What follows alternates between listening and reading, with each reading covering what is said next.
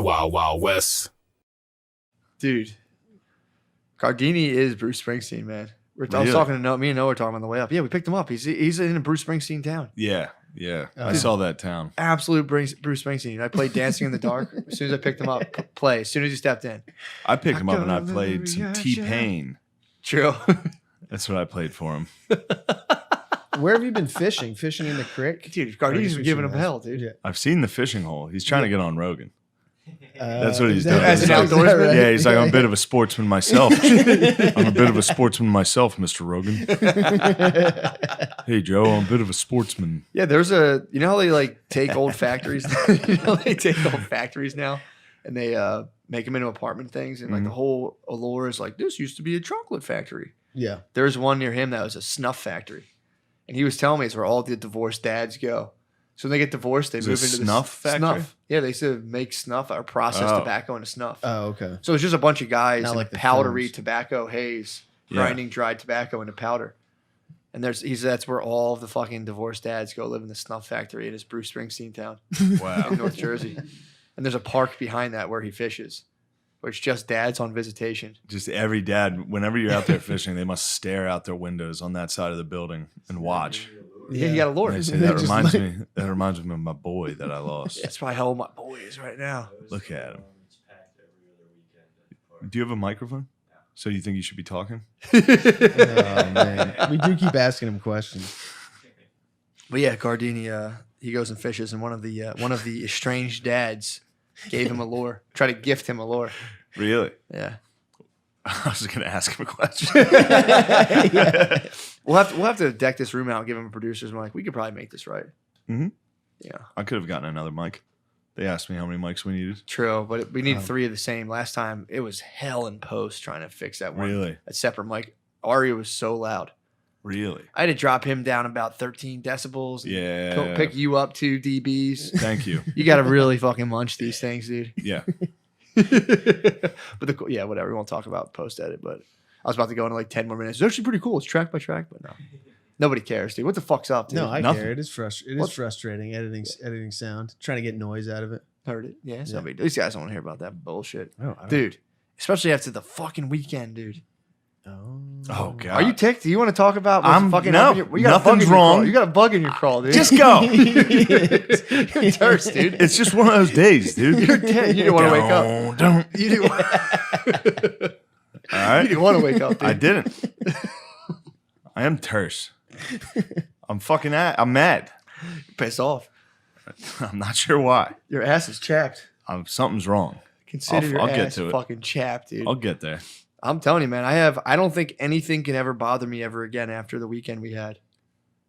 It was insane. It was fun. That was great. One of the funnest times in my life. When I try to explain it to people, they're like, "That's how you have fun." I'm like, Yes. yeah, man. Yes. That was fun. Yeah, what happened? I heard the whole weekend Oh my god, dude. So exploded. yeah, stop me if I miss anything. But it was like we went to we did the battlefield thing. That was so sick that we're working on that right now. That should be out on Patreon. But so we went and we toured a battlefield all day long. Yeah. None of us really ate anything all day. We Yeah. stopped at roadside, quote unquote barbecue, but it was just hot True. roast beef that I think they like put liquid smoke in. Yeah, it was Like, just this lunch is- meat. You want some of that pit meat? And it was like, this is Nick's hot roast beef. This Yeah. is lunch. Yeah, it was Yeah, lunch right. meat that just somehow tasted smoky. What a sweet lady, though. She was an angel. She was an a angel. sweetheart. Absolutely. There was nothing but angels down there. Yeah. Like just sweet 40-year-old ladies who just took care of us. That lady gave Gardini a free soda.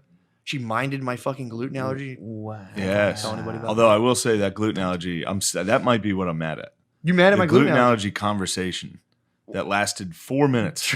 True. So Her she's son had like, celiacs. Oh, okay. so we're already running late for the show, Eh, and then we're standing we had there. plenty of time. I went to like 9 electronic stores before. For what? Dude, The tech was a fucking setup. The tech was a for the tech live was a cast. question mark. What time did you arrive at the show? Like 10 minutes before. Yeah. We were cutting it close. We had no time for It's just a bag full a of cashier Radio to Shack shit. explain her fucking gluten allergy for fucking Well, 5 her minutes. son had a celiac. I don't care who it was. I hope he passes from it. What was wrong? So what was the problem? So I was ordering. I'm like, can I just get just the beef? And she's like, do you have a gluten allergy? And I was like, fucking chill, lady. I don't want anyone to fucking know. So like she Okay. was like, my son has celiac. So in my head, I'm like, all right, whatever. She did talk. It was enough. Like I can talk gluten all day. Yes. And even I I watched Matt run into even another yeah. gluten allergy enthusiast. Even I was like, all right, enough, lady. What's the Yeah, difference it was a between lot. celiac Everyone and a hates gluten us, allergy? dude. We're like early Christians, dude. Everyone wants to snub us out. Celiac's just more severe. Everyone wants to bring I our would shit toss to you to the lions. Oh yeah, dude.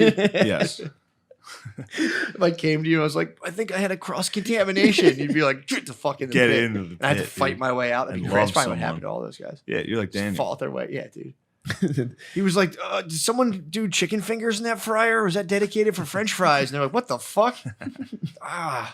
What are your symptoms? They're very vague. But they're real. But yeah, this lady talked They're about real. this lady talked about gluten. You know, like the symptoms of gluten allergy can be experienced neurologically. It can start to affect your brain. Really?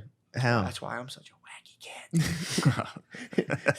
Too many PB&Js, dude. I have brain Dude, damage. sandwiches. Now you're retarded. I eat too much crust now. I have brain damage. Start to think you have celiacs. Yeah, I tricked myself into seeing it.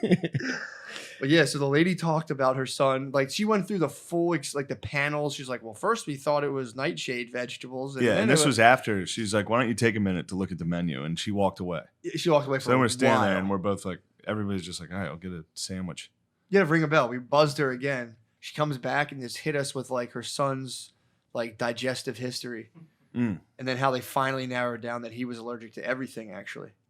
And then he was okay. And then she was like, what can I get you guys? It was a long conversation.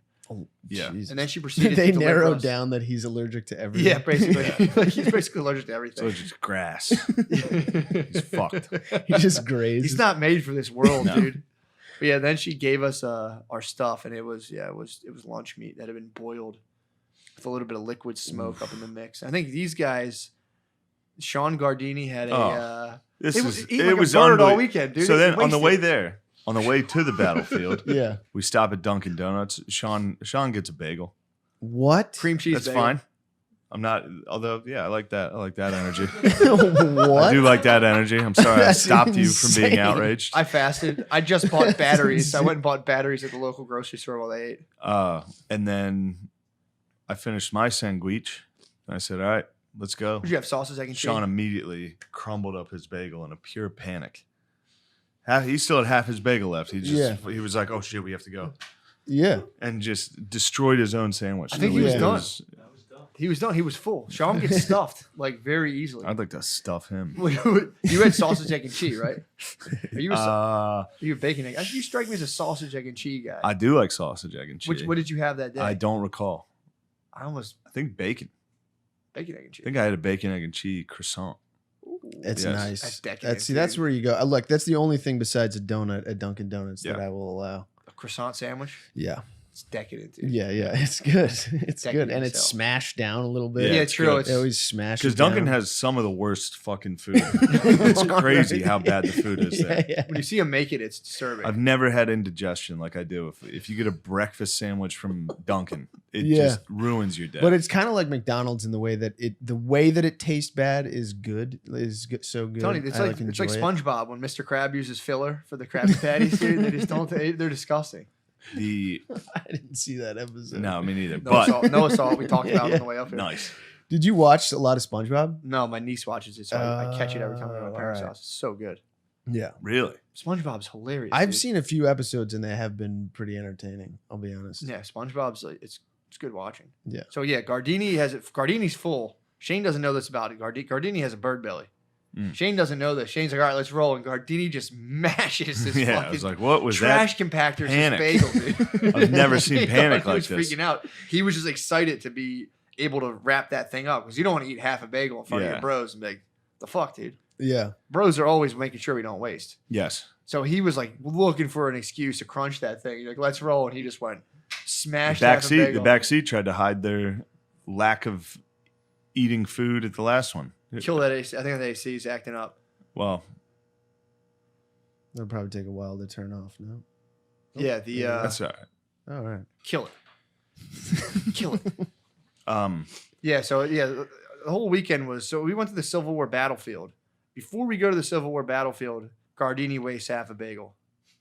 And we were like, me and Shane were like, what the fuck, dude? Have some respect for the Civil War soldiers, dude, who were like not eating for weeks to fight for you to not have slavery, dude.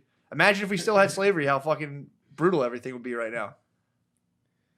We'd be even more divided right now, Sean. And people starved to death and died. They got shot in the face so that you didn't have fucking slavery right now and have to, get even pestered even harder online.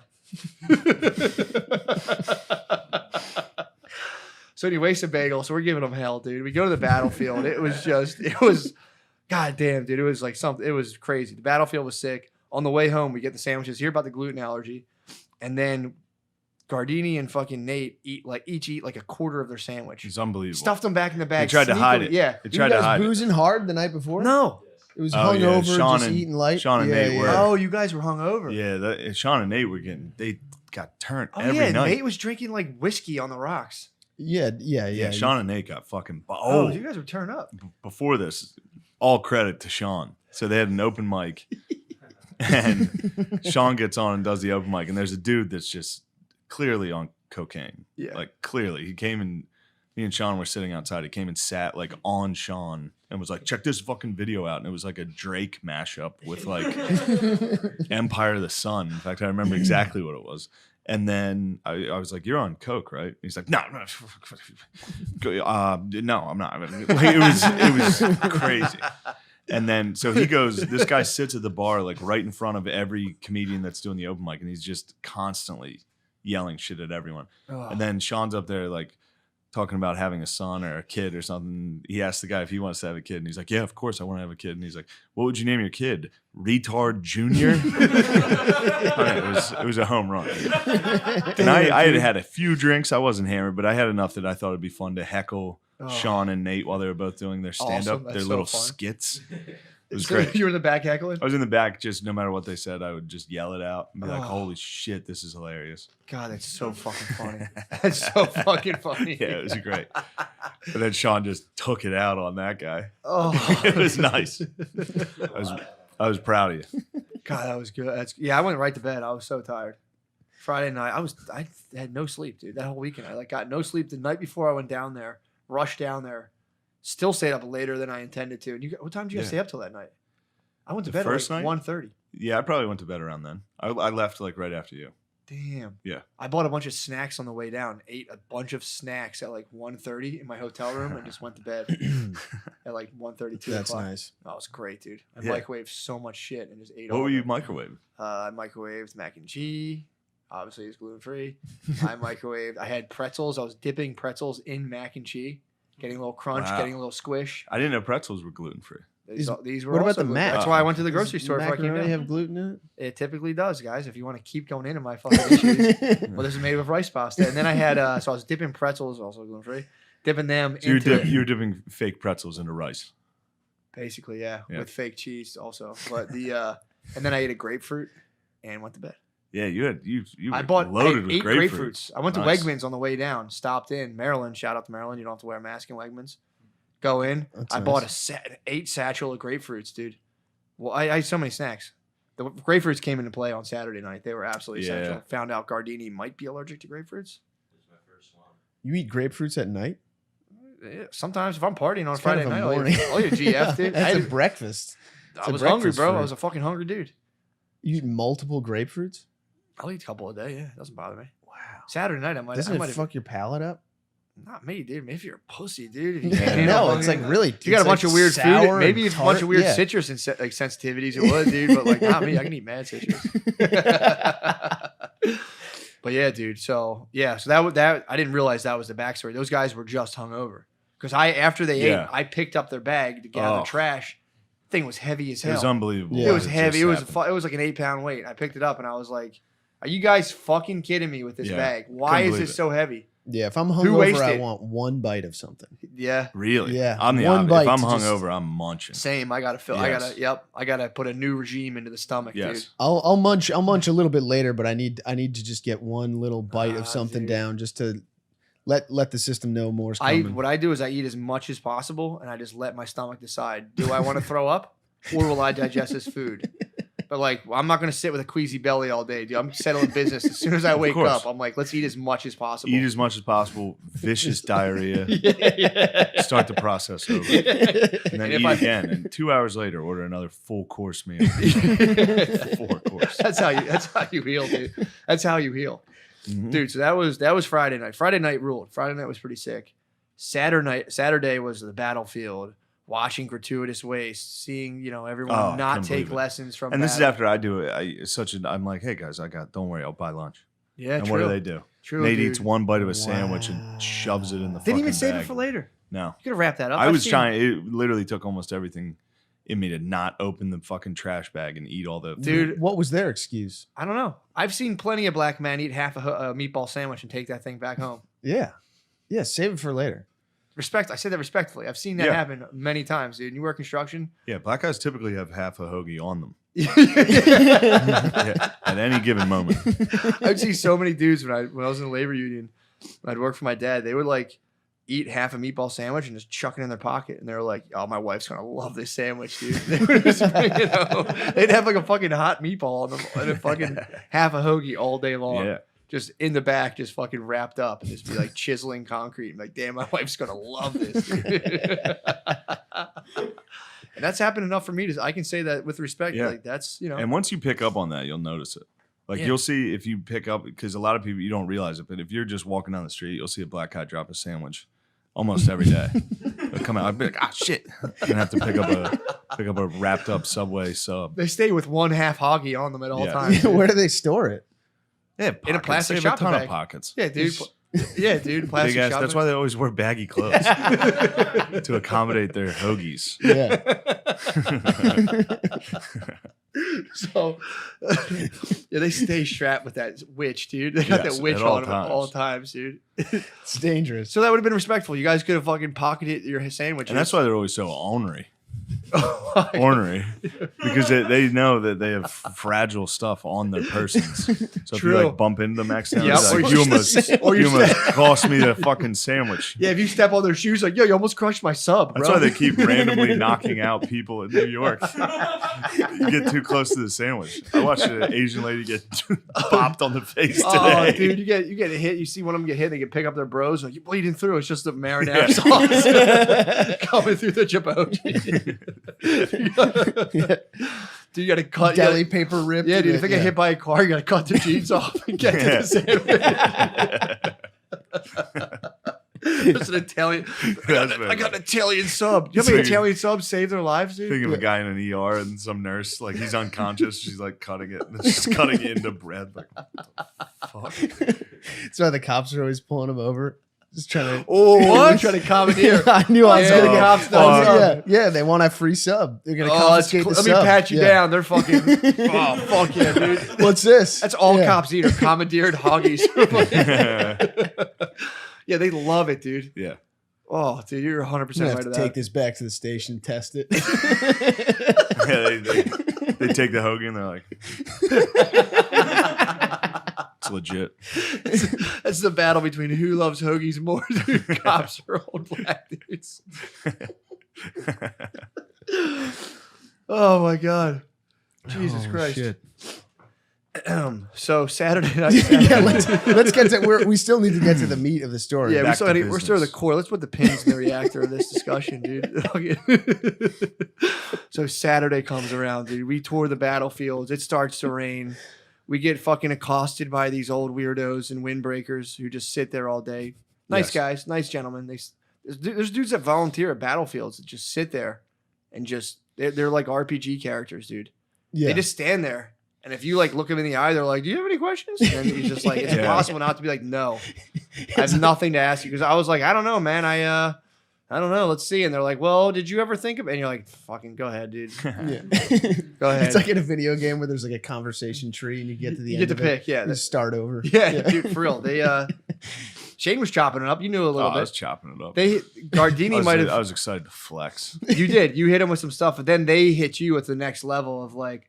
They talked about this guy who's from that town of Antietam who like there's a book about Antietam where it's just like thousands of pages of primary source material of like letters from soldiers who was gathered by like a lot of young boys will kind of like peep those battles. So like they would just be like, damn, that was the coolest thing I ever saw, and just dedicate their life to like studying it as a scholar. Oh, really? Like Pretty wholesome they life, saw it yeah. in See a bunch person? of see like a bunch of guys die, and you're like, I'm gonna study that. Yeah, that would fuck Jesus. you up a little. Yeah, for sure. How does Antietam compare to Gettysburg? What do you mean, like the battlefield itself? Yeah, or the just actual the vibe. the Yeah, we feel. know a lot about it. With the so Connecticut you gotta boys get a little down more there. specific. Connecticut boys were down there. They're down there. Nice. Not a lot. We checked how many. But they were No, not many. decent amount though. Better Yeah. than Delaware. Antietam was the first battle that Connecticut soldiers sucked and fucked on both sides. They got through No the way. cornfield and blew some of the southern boys No too. way. No way. Oh, they couldn't be No stopped. way. They But were it actually- unstoppable That does force. not No, sound this like time it Connecticut. helped. No, it was Connecticut. They They lured them in. Well, the night before, the Union sent like a Trojan horse. They sent the Connecticut boys over. Little did they know, most of them were riddled with venereal disease. Oh no. And they sucked and fucked all the Confederates, and that's why Weakened they them. And they the just went Confederates were syphilitic. tuckered out, Yeah. and they Weakened their knees. Tuckered out. AIDS actually back then. This was one of the Really? first AIDS. Yep. Connecticut soldiers had gay AIDS. The vicious type. Yeah. The worst time. Yeah, they didn't have they were black rich guy AIDS were going around, which is way less. They're easier to Did get. they to. even know Yeah. that germs like existed at this point? Hardly. They had an Yeah. idea. They had a hankering. Germs were like conspiracy theory. They're like, there's an invisible world of beings that infect us. They're like, Yeah. psycho. Were they still like hacking people's legs off because they got like a little infected? Yeah. I think so, yeah. But yeah, so we walked to the old geezers, and they were like, him and Shane was staying in there, and then they started talking about this long, like 1,000-page thing, and how the guy from the town studied it. And then at one point they disagreed. The one guy caught the other geezer. He's like, no, actually that's this. And the guy's like, whatever. Yeah, he was like, Lincoln actually visited this battlefield about 2 weeks later. And the guy was like, actually, it was the 22nd. Yeah, it was 2 days. And he was like, okay, so a week. Yeah, he was That's pissed. nice. Oh, He wow. ruffled his Did you get feathers. into it with him at all? Shane was, he had a good question No, I about. was just asking about McClellan. Yeah. Because McClellan gets shit on a lot by everybody. I'm And these guys- anti-McClellan, dude. Now that I know. Antietam boys love McClellan. Yeah. Okay. So these guys devoted their lives to Antietam, where McClellan was kind of victorious. Yeah. So they're like, no, he actually was pretty cool. They call him a captain that never dared. Yeah. When you were asking them questions, were you trying to draw them into a trap? No. You couldn't trap Well, these dudes. No, they man. knew. really? They They knew. knew These everything. dudes, I was imagining that they do that because they've had people at family parties probably just like knee them in the ribs when they come up to them now. Like, dude, I don't want to fucking talk to you. Oh Mhm. yeah. You just put on. They have an Antietam windbreaker, and they're at every stop. Yeah. Like, go look around back. Some guy carved his name in the wood. And you're like, sweet, there it is. It was them. Thanks, bro. Yeah, yeah. Yeah, it's really cool. It's the coolest thing I've ever seen. You guys should check it out. But so we do Antietam. We do the battlefield. It was pretty fun. Come back. We're eating. We haven't eaten all day. We're on little sleep. I did have some trail mix. Oh yeah, he did some TM. He had some trail mix. The boys were hungover. I didn't know about that. So then we get we're kind of running late. We get a big butt rush, and then I'm like not sure if we're gonna be able to record the live podcast. So I'm running out, grabbing all kinds of cords and gadgets and shit. And then we get there like 10 minutes to go. Good show, I would say. Good Yeah. show. Sold out. It was sold out, wasn't Yeah. it? Yes. Sold out crowd. Pretty big theater as well. Yeah. I was impressed. Hell yeah. Pretty big theater. Yeah. And then we do the live podcast. So we chill. We do the live podcast. So much fun. And we were partying hard. I think Shane stirred up some shots. I did. Okay. It was an impossible situation. I was doing that as a nice treat for Andrew, the owner of the club. I was trying to make the whole full theater order around. I thought you were trying to make him give the theater. No, a I round was of trying to shots make for free. No, not for free. I was trying to make them buy one for my Oh. friend Andrew. Damn, you are the premier businessman. I was just trying to raise it. Yeah, I was trying to You're get 40 him some scheming. bread. You're 40 Yes. scheming, dude. Did Yes. it work? Did it? No, I ended up having to few take a did. shot. Yeah.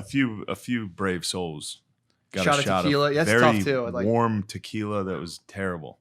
Oh, that's fun though. yeah, dude. So we did do so during the live cast. I'm like, I'm drinking more than I always party I only party during live casts. So I'm like drinking my wine, drinking my tequila, smoking my vape pen like it's going out of style.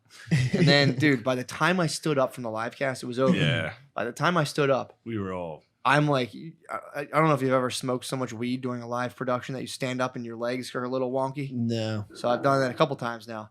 So I'm like, I get up and I'm like, oh, dude, I'm ghost walking. I was like, I've smoked enough weed to the point where I'm like kind of floating. I'm like, oh boy. Yeah. So we were fucked up. So this is probably what, like 12:30? Okay. Yeah. It's about 12:30 in the 12 midnight, Midnight is 12:30. young. Yeah. Yeah, but we were pretty fucked up at this Yeah. point. And then we go to the bar. And then it's just like we keep drinking, dude. We keep drinking. Some dude drops a half ounce of mushrooms. Golden teacher strain, he says. On Shane at like Whoa. 1 o'clock in the morning, dude. So at like by 1:30, there was a point in the night where we were so fucked up, we were drinking champagne and eating mushrooms. Yeah. Had a nice bottle of Moet. Bottle of champagne. Then some other guy bought. Dude, champagne and mushrooms might be the most fucking gentlemanly thing you can do at 1:30 in the morning. Dude, like we were taking shots at tequila. Like we were fucked up.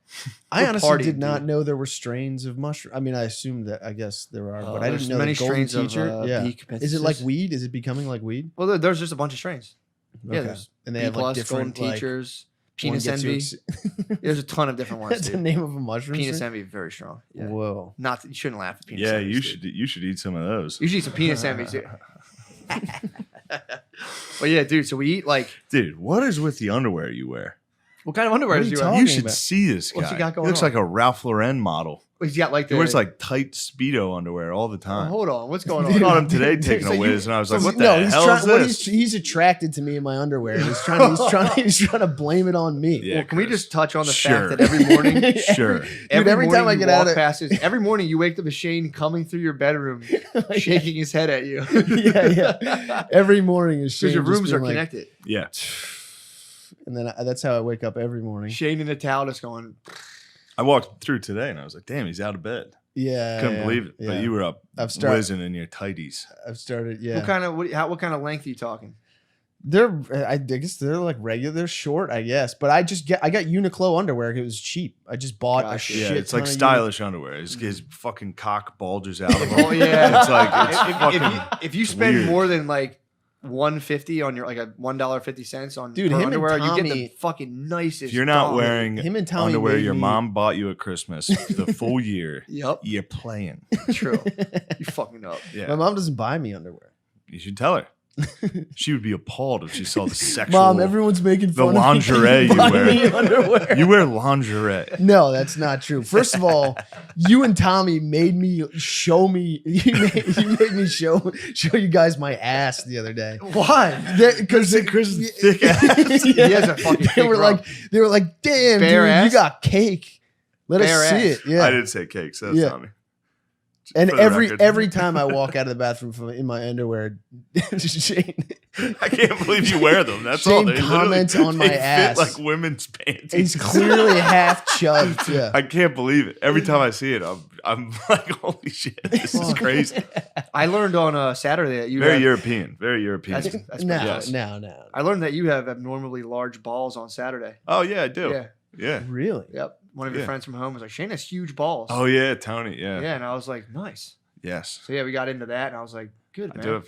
Yeah. What are the ladies impressed by huge balls? No, so far none. They don't care. No one's. I was even so mentioned stoked it. for you, dude. In I'm fact, like, they're very sensitive. I don't like it. If a girl tries to suck my balls, Well, they're huge. suckle upon my balls, I'm like, we should get it like hurts. we should get like A, B, Yeah. C, D, E like cup size B, for balls. yeah. We should Well, know what's up. if we wore his underpants, we would need that. True. True. What kind of underwear do you wear? I don't know. Just regular, yeah, just the Hanes same is length this. as the Hanes one on. boxer briefs. This. Yeah. Can you do this with your underpants? Yeah. No, you cannot. I Take your can. trousers off. No. Yeah, let's see these. No, undies. see, he's Let's trying to see- get. He let's wants to see these my undies. ass again every day. Chris, He's addicted to your Every- body, dude. yeah. Chris, don't be a fool. You might You're the be- one playing guitar in front of me to try to seduce me Yeah, every day. bullshit. You Every might- day, he you might be strums on Shane's his- drug, dude. Yeah, I'm and then I addicted play to you. guitar and Shane sings songs about me being gay. True. He So you'll plays strum songs. and he'll sing about you being gay while Yeah. you're Well, Chris is actually And all the a songs very, about my ass. Yeah. very good guitar player. nice. Yeah, No, I'm all right. Chris is good. Hell yeah. I can. He's good enough that I can be like, play this song, and like a minute later, He'll he'll hit start it. playing it. Fuck yeah. Yeah, I'll look up the tabs. yeah. Nice. I've been making him, Guitar tabs I've been and making him CD.com. play "The Cave" by Mumford and Sons. I like the intro on Your that. little fast drum, yeah. dude. It's a fun. Yeah. It's a fun one. What do you got, Tommy? What's Tommy playing? He's a Well, good tambourine. I say he rocked the tambourine pretty good. Yeah, This all started because Tommy has a guitar and he's How's Tommy? he's learning. He's trying to play it. he just started taking like lessons, Zoom Really? lessons, yeah. Hmm. And then I was like, He oh strikes man, me as being pretty bad at the guitar. He just started. Yeah, so yeah. he's terrible. he's still learning the chords, you know. True. Oh, yeah, I You shouldn't. got to get your fingers. Shouldn't be. Yeah, It's- what the it's hell? really unnatural. What are you yeah. saying? Tommy's not musical? I don't think he does He not strike me as sings. a He musician. sings Is he a constantly. singer? Oh, he's a terrible singer. Is he really? He is, yeah. Every once in a while, he does like a good Rod Stewart. He Really? Yeah. All Italian guys have like carved out a genre for themselves that's essentially just karaoke. It's Frank Sinatra. He's a glorified karaoke singer. Yeah. Anyone can sing along with Frank Sinatra. Yeah, but Tommy's not. He doesn't go the WAP route. He goes like, Rhythm and blues. yeah, he loves like R&B, Really? He's like Yeah. a Frankie like B. new R&B. He's a Frankie B It's like man. brand new R&B. I feel like it's like weird. R&B and like Bon Iver or whatever, that Bon Iver, whatever. How do you say it? Ooh, Yeah, it's that kind of stuff. really? Real folksy. I shouldn't yeah. smite his musical abilities. Screaming, singing in the shower every day. Really? Screaming. Yeah. It would surprise me if he was shredding on it. That's all. I would be like, whoa, really? Yeah. Yeah, no. that'd be pretty cool. Yeah, I'd that'd be be- proud of him. I'd be pumped on him. Yeah. It's a long. But- It's a long road to hoe, dude. But Chris went and got an electric guitar. I dude. went electric. Whoa, yeah. I dude. got drunk and Were ordered people- were electric people- guitar. Were the fans pissed? What? Like when Bob Dylan switched from acoustic to electric, people must I be was like, "What pissed. the I was like, fuck? what the fuck's this thing? yeah. What the hell?" I felt guilty. I was like, "Oh fuck, I sold out." And then I was worried. I expressed my fears to them, and they were like, "No, I love it. The house loves Yeah. it." And it is. We're excited. It You is. plug headphones in and play, or you just No, it came with an amp. Came with a thing. Yeah. I don't want to be stealing "Come Town Valor," yeah, which is singing gay songs with gay lyrics. yeah. But yeah, that's what I do all day. Did you really? Yeah. Yes, Chris plays songs, and whatever song he's playing, I just make it about him being a homosexual. There is a cock in Christopher's ass. Yeah, we got some hits. Yeah, we got some good We'll hits. release an album, maybe. You should release an album for real, dude. I was scheming on a Christmas album. Yeah. Not tell anyone, dude. And just video record us in black turtlenecks, just ripping fun. Christmas songs and just drop it, dude. Next Christmas, Yeah. just get hammered in studio and just sing like. Well, if you guys Oh, can both Holy play, Night. I'll Yeah, be able dude. to freestyle can some you play? good lyrics. Yeah, I can play guitar, Chris. bro. Oh, or nice. Matt can play pretty well. Fuck yeah. He's no dude. Billy, but he's good. Yeah. Okay. Oh, Billy can. Uh-oh. Billy's Billy- not- Billy's good. My dude. brother Really? Kevin, my I brother could see. Kevin's like, Is the my brother ultimate Kevin shredder? could teach guitar. He could like read music. He could give like Damn. legitimate guitar The lessons. stiff man? What you called him? Tin Man, call him a Tin Man. And he would dance at weddings. He's just stiff McGriff. Stiff But he could McGriff is what I was shred. looking You hand for. him a guitar, he'd be like fucking just like Damn, slash. he breaks dude. out of it. You just have to put a bucket or some sort of top hat. And he just Really? Yeah. Oh, he's nasty at guitar. How would can you rank tell. the guitar? Would you say Billy is. Tom is Oh, last? Tom is. Okay, Kev's number one. Kev's number one. I'm Okay. number two. You think you can shred harder than Bill? Yeah, easily. Really? I'm also the best Oh, singer. no, I'm the I'm best sorry. singer in the family. I think you're a good singer. Thank you, bro. You're a Yes. good singer as Really? well. Thank you. I've said What are you twice. singing? Thank you. Pretty much anything, dude. My key's more like EA. I can hit G and D, but yes, whatever. But and I have a deviated. What septum, type of which- song do you like to sing? What's your favorite song to sing? Isley Brothers? Wide range. Yeah, I can go. Yeah. Up, I can go up there if I need to. I can go up high if I need to. But Give yeah, it a song. Give it a shout about Chris being gay, no matter what song. I wanna be gay with you. Yeah, dude. Yeah. I mean, Ah. let's have some We Perez. need that. Come on, Yeah, we that. do We need that. we I don't. we need I that don't. alto. I don't We need reach it. We gotta those. have you sit in on the FIFA sessions. Yeah, dude. Yeah. I can go just high. play- if I I need just to. literally sit And I was there. like, I'm just warming up. I'd have to do like my. Yeah. That's how you warm up the vocal cords. I play FIFA and sing the same song over and over again. It's empty in the valley of Chris's ass. His cocket rises slowly as he walks. Yeah, man. Well, it All takes. day, and you just strum along to this. Oh, yeah, You yeah, just yeah. fucking you provide the soundtrack to your denigration all Will day eat long. your- your yeah, ass. Yeah. I like it. It's fun. Yeah, That's it is pretty cool. fun. That's pretty cool. Every once I in a while, like the creative process. every once in a while, yeah, he hears me work out the lyrics. And every once in a while, I'll hit a lyric that works, and I'm just like, "Did you hear that? What do you think Yo, of write that?" that down. He Yeah. does his best work like when he takes his shit, he'll come out with some. Yeah, come out swinging. I'm telling you, dude. The album with Black Turtlenecks film, we just drop a Christmas album. We'll just do another half ounce of mushrooms and bug out, No, dude. I still don't understand how you slept. the alcohol. So I drank too, dude. Dude, I heard you were knocking on their door late at night. Yeah, was he knocking came by. on. He came Yeah. to check on us. I was What, making sure what they're was going through your mind at that point? Dude, The night, I don't know. Shane's pretty sturdy. He's a pretty psychologically yeah. sturdy dude. So I was like, I'm sure he's fine. But Every once in a while, you guys are worried about my death. Like when we were in England, Chris was like, "I'm certain he's dead," but that was cocaine. That's different. Yeah, I'll do it. Mm-hmm. But no, I was like, I know he's fine on the mushrooms, but I'm like, there's a chance he's just awake, just staring at the ceiling. Because like, dude, we got back. You can run. You can find me doing that. Yeah, so I was every few nights anyway. True, that's true. I was just going like knock knock, being like, yo, if you guys are thinking you're trapped in your room and you can't come out, we have the fucking we had the ashram going, dude, in room 723. Were you thinking ever about like calling the paramedics? No, dude. So getting some type of authority involved. This was the weirdest part. Because on mushrooms, that to me is the scariest. So here's the layout. So you guys dipped out. I mean, it was like 2:00. They dipped out at a reasonable time. So we're munching the mushrooms. That's one good thing about my lady. She passes out. That's the best thing about. She Coke. likes yes, because otherwise I would have stayed there It's Thursday like a night. reverse Their alarm. battery pack is like an hour shorter than ours, and they'll drag you to bed, and you're like, oh, thank God. Well, we'd get there, and she'd order a drink like when we got there, and I'd be like, all right, I guess I'm going home at midnight. Yep. Because she's gonna be tuckered out. Dude, I go to bed now. I'm in bed at 9 p.m. Disgusting. As soon as Bae, when she went away for her little her friend's bachelorette party, I instantly am up till 2 a.m. playing GTA with the bros, dude. I'm up playing that. When she went away, I was just like, all right, guys, no, for real, it's my last respawn. I couldn't go to bed. I couldn't stop. But yeah, having just heard me like, I'm like, fucking coming upstairs. I'm like, oh, thanks. Yes. It's nice. Yeah. It's very nice. So I see Shane dip out. You guys had your space boots on. I'm scoping, dude. I'm clocking because we're like, you pick at mushrooms, you pick at them, and they add up. So you think it's just the worst thing. You just pick at them, be like, oh, just a little bit, and you keep doing that. That's how I am with just about got cut off, every too. drug, all that stuff. Yeah. I'm just like, well, it hasn't hit yet. I'll just keep eating it and keep eating it, and then next thing you know, dude. So everyone there was eating them. So we're sitting there at the bar. You guys leave, and I'm watching your lady. Fucking she's got space boots on, so I'm like, they'll be all right. They'll be fine. It wasn't. We didn't eat that much, although it was spaced out between a lot of people. So everyone was drinking. I have a theory too. How people do lemon tech with mushrooms? So if you put mushrooms in lemon juice, it breaks down psilocybin into psilocin, which is the thing that actually makes you trip.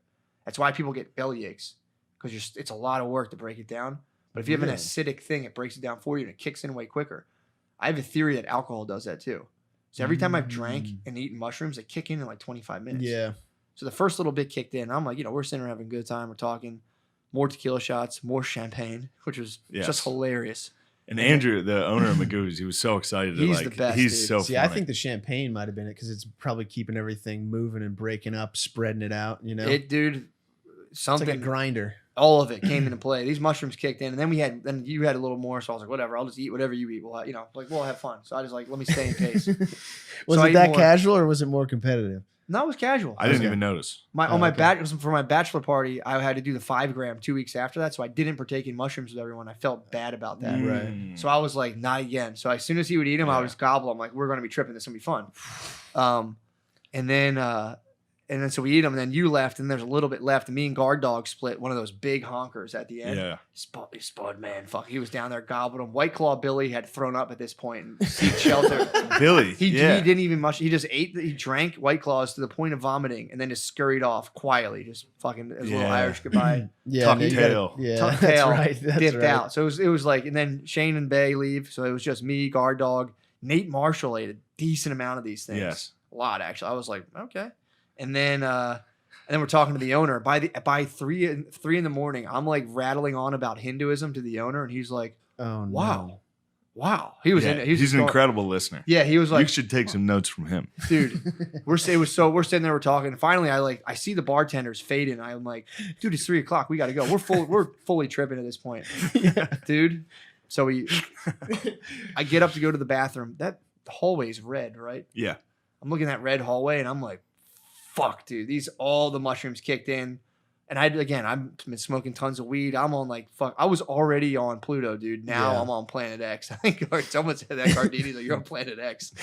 Dude. I still love that Billy bounced after puking in the sink. Billy comes back That's on. the movie because it's like you're not a suspect. He did puke in the sink, by the way. Yeah. So he Wow. he done it, dude. No, he didn't. No, he puked in the If urinal. the owner of Magoobies is listening, no, he didn't. Oh, really? They got Oh, that no. that sink looks like it can take some puke though. It's set up for some puke. It looks like it is puked in, but it's just rust.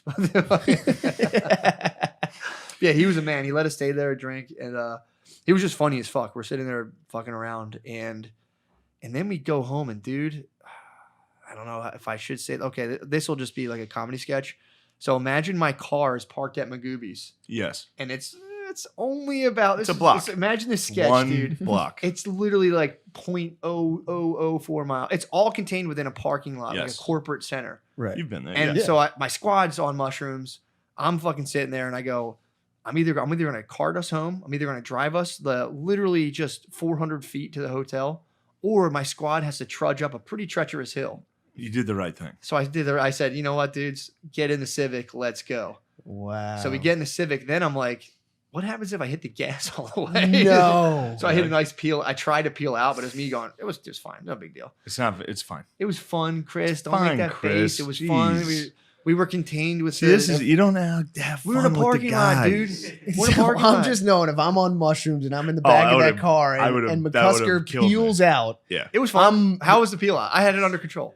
I made a wrong. What happened is I Don't made a listen to wrong this. turn. I made a wrong turn and ended up in What? like the wrong park. It was like this way to this parking lot or this way to the right parking lot. I made a wrong turn, dude. I had Oh, a you lot turned going on. right out of there. Mhm. So I go into this parking lot. You can see the hotel. Come on, dude, give me a break. So I go to do a turn. I'm like, holy shit, it's the wrong parking lot. And then I go to turn around. I was like, let's go, boys. And I hit like a quick turnaround.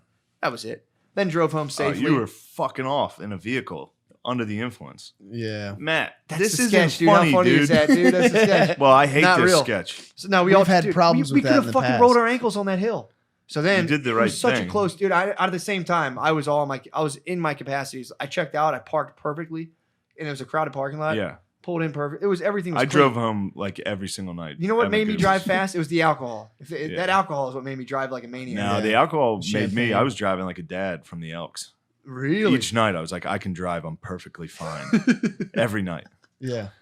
Yeah. You just focus intensely, batting down the Nah, it was the hatches. alcohol, dude. Otherwise, I'd be careful. The weed and mushrooms had me driving like straight and narrow. The alcohol was like, yo, let's fire this Yeah, T-bird up. Yeah, do something See crazy what for this your thing can boys. do, yeah.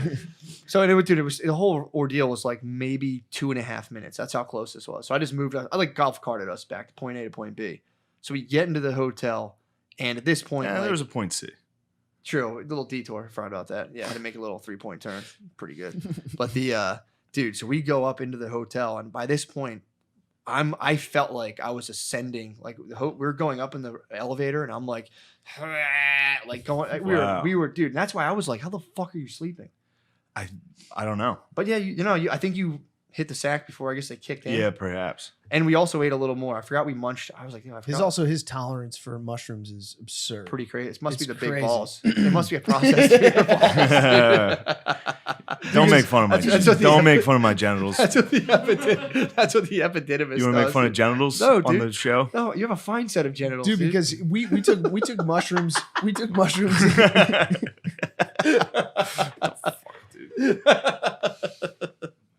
Oh, you're laughing now? Okay. Okay.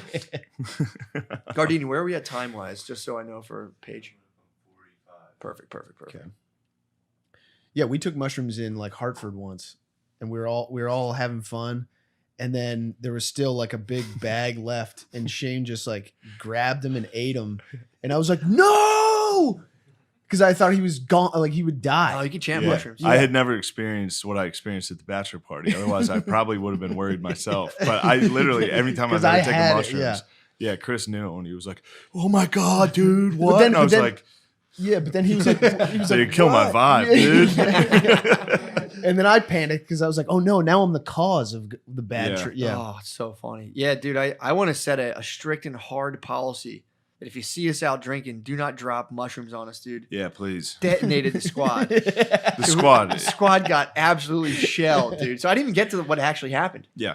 we go back up to the hotel room, and I think we say later to Gardini, say later to Nate. They had a room. Me and Spud and Billy, White Claw Billy was in bed, passed out. Yeah. So me and Spud go into the room. It's like White Claw Billy. Silly Billy. He had dude. the time of his Silly life. Billy on his belly on the bed, just not having a good time. He was acting a fool. Oh, he was having a good old time. It was so funny. Ripping cigs, dude. My mom the He next ripped day. a cig? He's ripping tons of cigs. What? My mom the next day was like, Billy sounds like he's been smoking. I like had at that point I had like the only amount of sleep I had was like an hour of a nap ratted after him? the day. He was on the phone with my mom. I'm at my parents' house, like sitting on a couch, like he did smoke, Mom. He had 5 cigarettes. I saw. And I had been on like mushrooms and hadn't slept all night. I'm like, Billy did smoke cigarettes, Mom. He drank too much too. I didn't know he was smoking I cigs. tried to tell him not to, but He was ripping Yeah. cigs outside. And man, so I wish I'd been dude, there we for get that. back to the room. Gardini, this might have been the funnest night of my life, and it was kind of fucked up. Gardini, he goes with Nate. Me and Spud are there. Billy's like sawing logs, dude. He's snoozing. So we go in. Billy, you can really visually see when he's hammered too. Oh god, Like, it all like falls apart. His hair was fucked up. His eyes were like dark red and like yeah, dude. We all of us, dude. The Our mask faces. comes it was off. crazy. When we get drunk, our faces are like we get shit Yeah. face instantly. We're just like, My brother Tom might have shit face the worst. He gets drunk and he just goes, his arms rise. As he gets drunk, his arms go up and he goes, and he's just this until he gets in a fight or goes to bed. God. But yeah, dude, so yeah, we go back to the room. I'm like, all right, dude. And it also was a tough day for Spud found out his uncle had died that day. Oh, man. It was a tough day, dude. It was Yeah. funny. He's like, all I wanted to do was come down and be with my friends and just forget everything. And I was like, mission accomplished, brother. Yeah. So you forgot it, literally everything. And away we Yeah, go. like, dude. So I'm like, all right, bro, like, we're good. And I go to close my eyes and it's just like fractal patterns of just like, whoa, and I'm sitting there like, I'm not, in my head, I went, okay, I'm not sleeping. I'm going to lay here. In my head, I'm like, part 2 of Mushroom World. I'm going to go off into my little, mushroom reverie again. I'm like, whatever, this will be tight. And I just, yeah, I'm like, am I retarded? Like, is this just in my head? And I look over at Spud and he's halfway off the bed. He had a whole bed, by the way. Me and Silly Billy, we're brothers. We're going to share You a guys bed. shared? We were going to. I didn't end up sleeping, so it doesn't matter. But so then like Spud's like halfway on the bed. He keeps slumping off. And I'm like, what the hell? So I'm like, Spud, get on the floor. Here, you got the whole bed. Sleep in the middle of the bed. And Yeah. he would slowly work his way towards the edge and then slump off. And I'm like, shit, we are tripping as hard as I thought. Yeah. So then he starts, long story short, he starts fucking throwing up, dude. And it's like thick shit, like nasty shit coming Yeah. out. Like cakey, weird throw up. Ugh. This is at like 3:30. And, Yeah, he's who at- knows what he was eating? Dude, I don't think he didn't eat for like Junkyard he dog, didn't eat for dude. like 2 days. Yeah. So he didn't eat for like 2 days. So Spidey's already in a tough spot. Dude. We had drank more than enough, and then the mushroom, he had a good amount of them. So then like he's just retching and throwing up on this floor to the point where I had to like knock it out of his back. His throat was getting kind of constricted. And dude, not at any point did it occur to me that this was like a bad situation. I'm just like, you're good, dude. I'm fucking smashing Yeah. this thing. And when you're in a hotel, there's like a little bench. Like Yeah. there's like and like when you walk in, I'm like sitting on my little bench. I have my sack of grapefruits, and I'm sitting there like smacking Spud. He would come out of it like he just had 4 questions, dude. He would be like, he'd pop. I'm like, dude, you're good. Like look, it's 4 o'clock. If we get to 8 a.m., we're golden. You just have to pass through this and get all the shit out of your system. I kept trying to get him to drink water. Wasn't happening. At one point, he was fully animal kid. At one point, I was like, why were you biting the bottles of water I'd give you? He goes, oh, dude, I was Zeus for his dog died last year. And he was like, I was Zeus for a little. He was full animal kid, dude. What? So I'd be like, why is he? And I would just laugh. I'd be like, he'd go, ha, and I'd be like, I'll try this again later. And I put it down. So then Spud's horking, like, dude, eyes bulging, bloodshot, horking. I'm fucking clearing his fucking airways. And he's two rooms over. just snoozing. But the weirdest part, this for some reason, none of Oh. this, I wasn't perturbed by this at all. I So would I was be in like- full panic. So I'm mode. like I'm knocking his air. I'm like, all right, he's breathing, he's good. And I'm like, I wonder what Gardini's up to. So then I get this text. It was Gardini had texted. I'll read this, dude. Gardini had texted me that night. So, and you tell me, dude, if it sounds like someone who's tripping on mushrooms. So like, I thought it was something he had just texted me, but so I look at my phone and go, oh shit, dude, Gardini's like losing his mind. So here, it's right. This is the text I see on my phone that I didn't see during the thing. Where the fuck is it?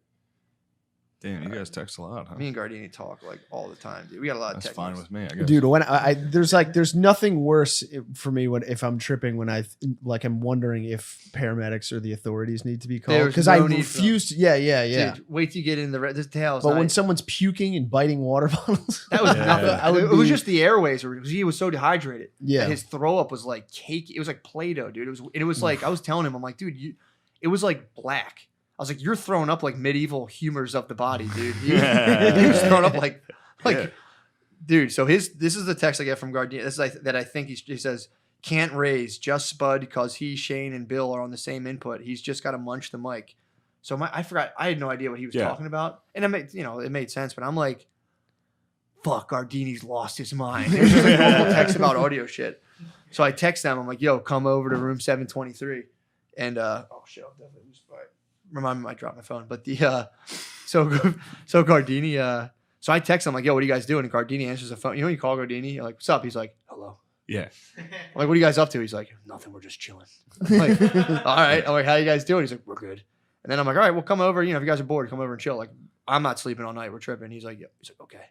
So then he goes down. So then I'm like, I need some water. So I go to the elevator, and I hear a fucking absolute it was a hubbaloo, dude, coming up towards me. And I'm like, Shane, dude, I thought you were up. Shane's freaking out. So then, like, it's just Nate and Sean come off the elevator laughing hysterically. I'm like, what the fuck's so funny? And they're like, there was an old black dude downstairs mopping the floors and it wasn't blasting, he was playing R&B and singing along to it. And they're like, it was just too funny.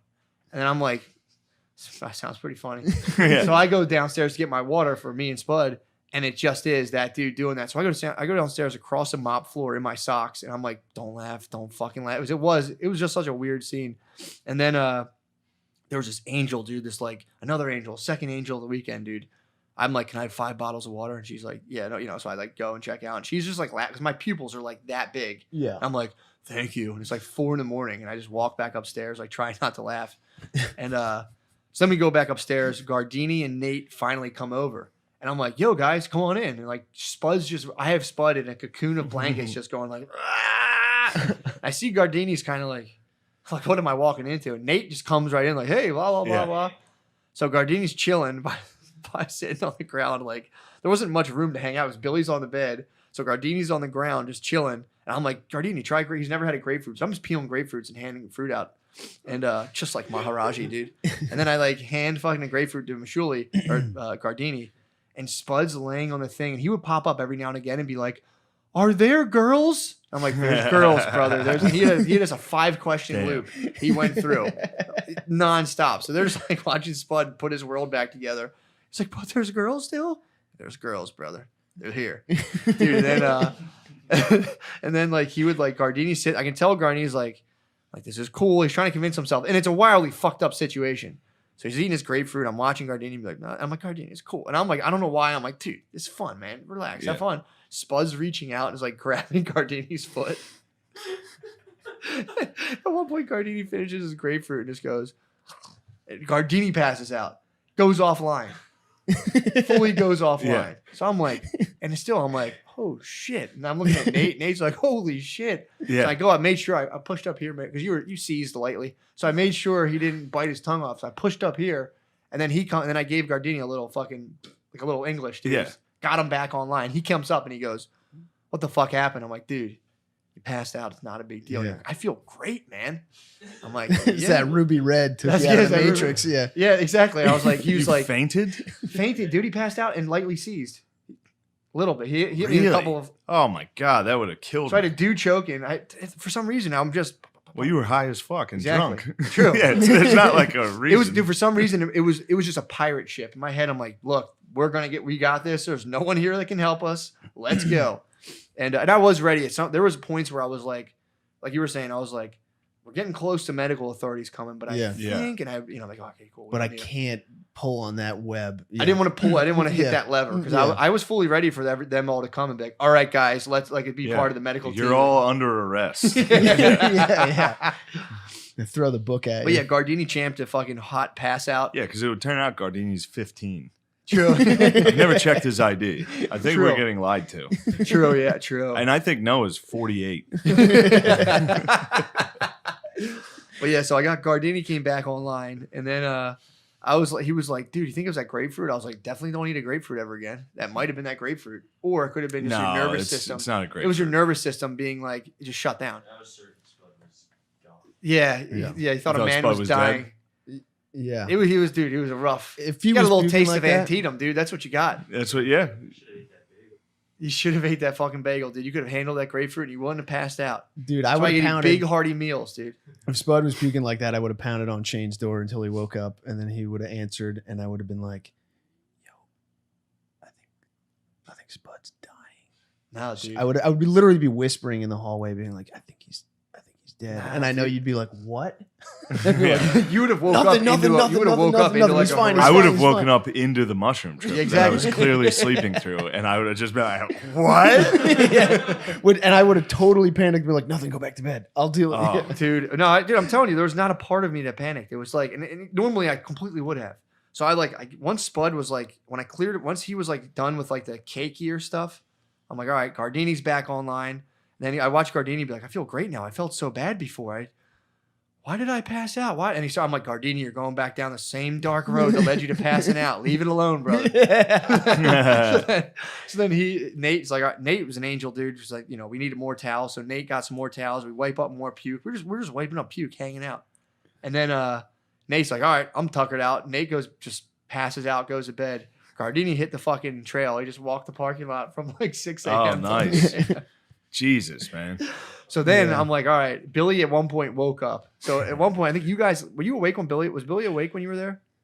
Yeah. Okay, yeah. Billy woke up pretty early on when Spud was throwing up. And Billy was just like, he put on a playlist, which is, Vibe Master, sick Yeah. move. And then he looks at Spud and he's laying on his stomach in his underwear, just being like, Spud, your new pronouns are beast and hoss.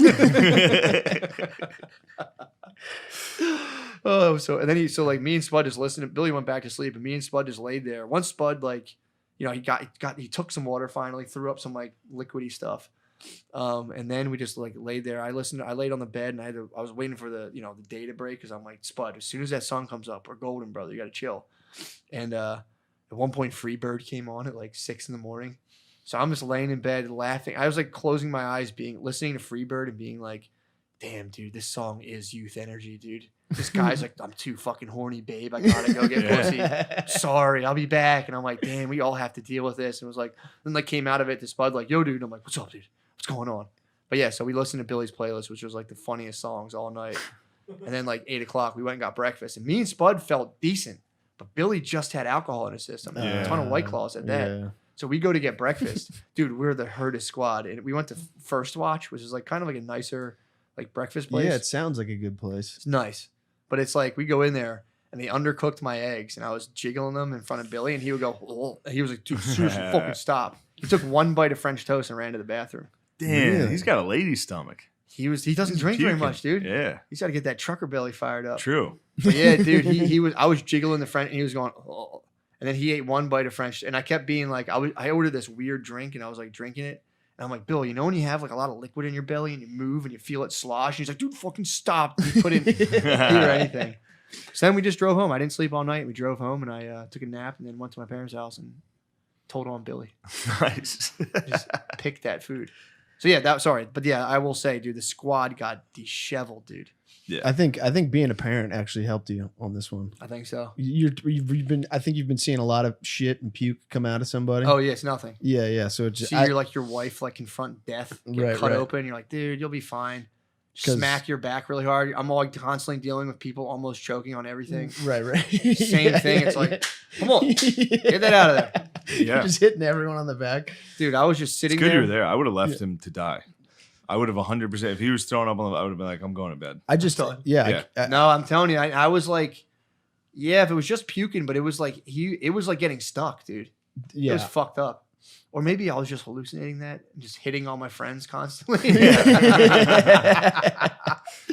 Yeah, it was tight, dude. I had Yeah, our mushrooms hit us on the way back in the morning. It's because she and I both like oh yeah. didn't trip at all. Yeah. So then just in the morning, we were like, why are we weird? And then we just had a dead silent 5-hour drive back to New York. Oh, dude, that's hell. I didn't know you came up here and did I drove up to New York City the next day and had to go do spots at the Cellar. And the first spot I did was fucking terrible. And I lost my voice because we were screaming at a bar all night. Yeah. So then the middle of this set that I'm already bombing on, I was like, all right, time to break out the Trump impression. I lost my voice. So like I led the lead up to the joke. I was like, oh, like I was thinking in my head, like, oh, fuck, I'm not going to be able to do this. So then I like screamed the impression to try to In a get hoarse just voice? into the mic. I was like, people were just. So I just walked in and ate a dick after. Yeah, it was terrible. That was a bad day. That was a rough one. Damn. And you had fun though. I did. Yeah. Last night was 2 nights ago was the. Blast. I think you had fun the second set, didn't you though? I did. The second set was very good, Yeah, man. which was nice. Dude, I could hardly handle so I didn't sleep at all. Drove home, napped for about an hour and a half, and then like just sat at my parents' house and was just like, hey, my mom's like, you're tired. And I'm like, I'm tired, Mom. I did a lot of work this week. Yeah, it was Wow, hard you guys are work. working hard. I'm like, let's go with those brownies. Show in there, business, Mom. baby. Oh yeah, Yeah. Show Mom. business, Ma. This weekend was crazy. We did a lot of That's work. the road, bro. Oh, dude, just going back to Mommy's house, dude. She's like, there's some spare. I do that. I do There's that some all the leftover time. ribs. Do you want me to heat them up? I'm like, Yeah. yes, Mommy. I Oh, wanted man. to stop You at my gotta go parents' back, house dude. so bad on the way home instead of driving to New York. Oh, If dude. I didn't just start working It's there, the I would have best, dude. canceled Oh yeah. to just go lay at my mom and dad's. I sit on the floor against the couch and I just watch SpongeBob with my niece, and I just wait. My mom's like, would you like seltzer? And I'm like, yes, Mom. Yes, It's like, we have some burgers left over. Would you want me to get you? She'll just make. Oh, it's the best, dude. I'm like, I'm hungry right now. Yeah, Yeah, that's man. the best. That's the best part about going home. Oh. Like the bevy of cold beverages. dude, it was the best, man. I just grubbed and just sat there on the floor and was just like, the dog would come up to me. I'd wrestle a German Shepherd, then be like, Mom, Billy drank so much this week. It is funny to snitch on Billy. Oh, it's the best. My dad would pop up and be like, oh, Billy was there hitting the sauce, huh? He's off the wagon. I'm like, he's been drinking a decent amount. yeah, Yeah. third time Yeah. this year. Yeah. That'll put him in retirement for a long time. Oh, I think White Claw Billy. I think he's got to lay down I the need him fucking back claw. though. He's I gotta- love it. He's got to let go of the claw. I'm No, so mad that I missed it. Him ripping would've- cigarettes. he would've been I would- going Oh, after dude. you. Oh, Claw. that's fine. It would have. It's so funny to watch Dude, him. some guy gave me a humongous joint that was dipped in like embalming hash fluid? oil. Oh. Yeah, it'd be sick with dust. He's like, yo, smoke. I was like, dude, I'll die. These dudes give you stuff. I'm like, yo, do drugs right now. And you're like, Yeah. no. Dude, every show, Except for mushrooms. Yes. every single show, dudes come up and are like, "Yo, that one in Utah was nuts. He gave me a full grocery bag filled with like acid and mushrooms and all that stuff." I was just That's like, fucking "Holy shit, dude!" sick. Yeah. Hell yeah. Dangerous. Slide over, bro. Let's slide over into the Patreon. Yeah, All right. man. Thank you for listening to our Yeah, dude. podcast. Appreciate that. A Wild West. We're live here with Marcus King. What's up, brother? What's up, Thank you for doing this. dude? Thanks Very for having pumped. me. Yeah. I was texting you the other day. I was listening to your first album. Shred so fucking hard, dude. There's some wild stuff on that first record. It's pretty tight, dude. Thanks. Well, I was wondering this too. By the way, if you don't know who Marcus King is, he's obviously rock god. What's your go-to? What would they say? Like, is it rock, blues? What's your? Are you Man, confined to one genre? man, I never have. I just like a lot of different kinds of music. Yeah. If I'm in the airport, I usually just pick one and tell people that I play rock and roll or country or Yeah. whatever I'm in the mood for that True. day. Well, you fucking shred, dude. I was walking my dogs. I was a little drunk. We had like a kids party, so Yeah. I got a little too turned up at it. But I was recovering. I was walking. By the way, too, this is a aside. They sell weed seltzers now here in Really? Texas. Yeah, you just go to the liquor store, and there's just. I couldn't believe it. I'm like, this can't be real. It's real. How I spiked a cooler with a bunch of those weed seltzers. how strong are they? They're like 5 milligrams, 10. Some of them are 10, which I think is dastardly. You can't be dropping 10 milligrams of an Yeah. edible, just like, because that's one of those things anyone will pick it up and they see a label, they're like, this is legit. Right. So I just put like 8 of them in there, being like, if that's your thing. But then like I was talking to my one friend, he goes, I didn't even know this is a weed seltzer. He's drinking it. I'm like, oh shit, that's Yeah. my bad, brother. He's like, I don't know. I don't That'll care. get you. It will. But yeah, so I was walking at a nice little walk at nighttime and I was listening to your first album. I'm like, dude, you fucking shred. I'm not just slobbing your knob. I'm like, Dude, you fucking tread. dude, I'm trying, bro. I'm trying to shred. I'm a baby shredling, dude. But you can fucking. I was listening, and it's like, with like you know, if you're country, if you're blues, like you said, you kind of just bounce around. Because I do feel like you can get kind of stuck, and I heard you talking about this on the other podcast, getting stuck in that pentatonic. I mean, sorry, we're going deep on musical theory. Yep. But you can get stuck in that one sound. And when I was listening to your first album especially, I was just like, dude, you really can, you know, dance around and like jump out of stuff. And it was cool. It was really like, it was fresh the whole time. It was tight. Man, I appreciate that, dude. I mean, I just try to, with the guitar, just try to express what I'm feeling in here. And I didn't have a lot of friends growing up, so just play the guitar. That's awesome. That seemed to do it. When did you start playing? I was probably like 3 or 4 years old. What? Yep. I was like a latchkey kid, you know, and I'd spend a lot of times just at the house alone with records and my guitar, playing guitar. When you were like 3 though, how did you play? I had a little bitty shred? Les Paul. My dad taught me like Louie by the Kingsmen, and I just kind of went on from there. Damn, that's fucking awesome. Yeah, I feel bad because I played in high school a lot, and there is something to like when you play when you're a kid, you're never gonna have that much time again. Like I would sit there for hours and just play, and if I talk to adults who are like, I want to start playing. It's like you're never gonna have, unless you can just take all day off or get unemployed. Well, I mean, my family all played too, so I always thought about it like a bilingual family. Mm-hmm. You know, like you grow up learning Spanish, and it's just kind of second nature to you. Yeah, because your folks speak it in the household. But that's how guitar was for me. I just kind of picked it up because my grandfather and my dad and my uncles all played. Yeah, that's pretty cool. So were they traveling musicians? So they're what we call weekend warriors. Okay. My grandfather was like career service in the Air Force and just played honky tonks every weekend. Mm-hmm. And my dad still is a touring musician. He's 71 now. Damn, really? Uh-huh. So what was that like when your dad was on? Because I worry about that. I'm always on tour. I'm on tour a lot, so I'm like, do my kids, does this bother them? I can't tell. They're so young. I'm like, I hope it doesn't bother them. Right. Did it bother you? Well, I mean, my dad, when my parents got divorced when I was like 4, he kind of dropped everything and got a straight job, became a contractor. Really? You know? And, looking back on it now, I could tell that he just fucking hated that. So around the time I was like 11, I was playing good enough where he was like, I'll just bring you with me, shit, Really? My sister would stay back at home with my grandparents, and I'd go out with him. Oh, really? So I started playing bars and, music venues when I was like 11. Really? Yeah. Damn, that's fucking awesome. Yeah, they'd be like, man, that little girl you got up there sounds great. I still get misgendered online. Do you really? Yeah, dude. People on the Instagram comments are always asking if I'm like a transgender. Which, I mean, nothing wrong with that, but I'm not. Yeah, for sure. I mean, if you're not, you could say, you could plainly state, like, yeah, don't do that. Since I was like 11 years old, though, man, yeah. Really? Like, that little girl is rocking. Your dad's like, shut up, dude, just go with it. It's just fucking great. Yeah. Well, that's kind of cool, though. So you were literally how did that happen? You were just shredding for your pa, and he was like, let's get the fuck out of here, bro. Fuck contracting, let's go play music. Right. I mean, yeah, we're going. Like, we would tour just like everywhere we could to get me back in time to go to school the next day.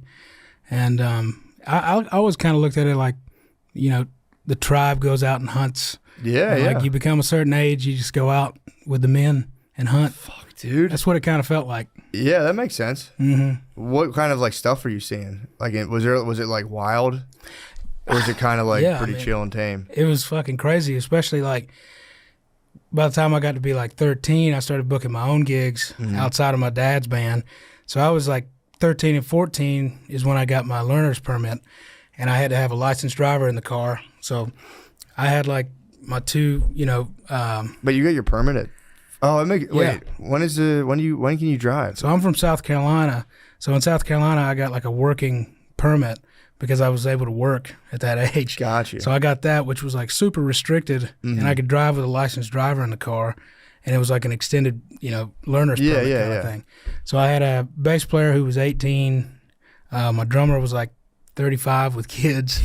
And I had like grown men, and I had like a fake email. I would book us, have us working like 4 or 5 nights a week, and I'd end up in like Asheville, North Carolina, and there's like crazy old bartender lady was just like trying to, teach me about being a man and just like all these crazy stories. She was trying to usher you into. Trying to usher me into adulthood. Yeah. Damn, dude. Some wild stories out there. Yeah. How'd you feel about that at 13? I mean, Florida, I'm guessing. It was pretty exhilarating. Yeah. So you were. I guess. I mean, did you look younger? Because you were just a boy. Yeah, I'm just a. But pup. you had your permit, so I did have my. I was driving my '94 Pontiac Transport minivan, and I had my rig, the PA. I had my bass player's rig. It was a good deal for him, and I found out later, we would go work in Asheville, North Carolina, twice a week. We'd go up on Monday. I'd play a gig, and unbeknownst to me, he was like moving some serious weight. And I didn't realize it. He was just like filling his gig bag with like a QP every time we go up. We'd come back down to Greenville. I think the statute of limitations were good now, but he'd come back and then move it, and then we'd go back up and play a different gig Thursday. Oh, that's so funny. And he'd pay the guy.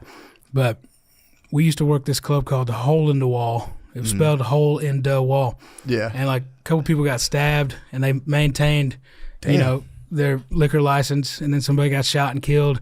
That's when they closed down finally. Really? But I was like all of 14 years old in there working, and just driving quaps around, no idea. You had the QP on you. Yeah, dude. Just like on your learner's permit. Sketchy as hell. I don't know how I got out of some of the situations I was in, but yeah.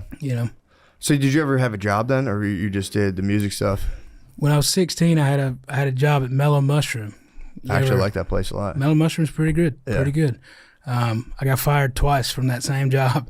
But the manager was a buddy of mine, and just pretty mellow about it. He was pretty chill. He was chill. So they fired you. Got the fire rehire. Yeah. Nice. Yeah. Fire, so what did you get fired? Was it him who fired you, or like the hires up fired you, and then you kind of had you were able to come back? So I was working back of the house. I was a dishwasher, and then I got fired just for being kind of a slacker. Yeah. And then I came back and I was front of house, and I was trying to like quasi unionize the hosts. Because we did everything. We bust the tables, we took drink orders, and, we didn't get tipped out at the end of the day. And I think, I was being a little bit too, I see what you're saying. You wanted in on the waiter's tips. Yeah. I was like, what's going on with this? We work our asses off. And let us get some of that back end. Some restaurants do that, though. I've worked in restaurants where as a busboy, you'd get a little bit of the waitress's tips. Yeah. And it was it was a pittance, dude. They were making probably like $400 a night, and they would slide you like $40. You'd be like, sweet. Yeah, the money got funny. I got the bartender's tips. There was a bartender named Matt. I worked in a restaurant. There's a bartender named Matt, so they gave me the wrong envelope, and I was just like, I would get like $40 as a busboy, and I had like $400 in an envelope, and I was just like, fuck yeah. Like, we gave you the wrong envelope. I was like, no, you didn't. I don't think you did. I was like, I don't think you did. And they're like, no, we did. I'm like, nope, said Matt on it. Like, how much was in it? I'm like, I don't even remember. You gotta have a little bit of hustle about you. Yeah, man. I mean, dude, if someone hands you an envelope of cash, now I would have I'd return it to the rightful owner. But back then, I was a bit of a dog. I'd be like, nah, that's mine. I'm taking that. Right. So you started as a kid. That's crazy. I didn't know you could even start. I guess you can't do it anymore. Maybe.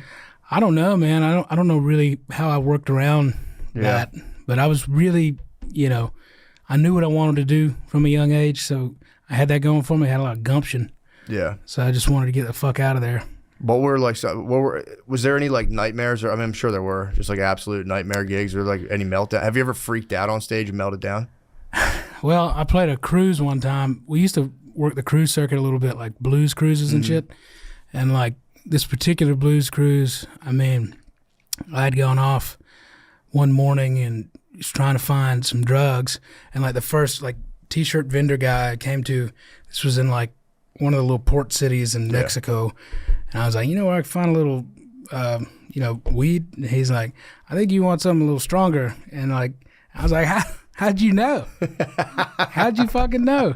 And I got in the van with him, and he took me out in the middle of nowhere. And they gave me some good coke, but they robbed me blind, and like took me to an ATM and strongly suggested I pull out some more money for the driver. Oh, I see. So they did sell you the coke. Yeah, and they were they did half of it with me.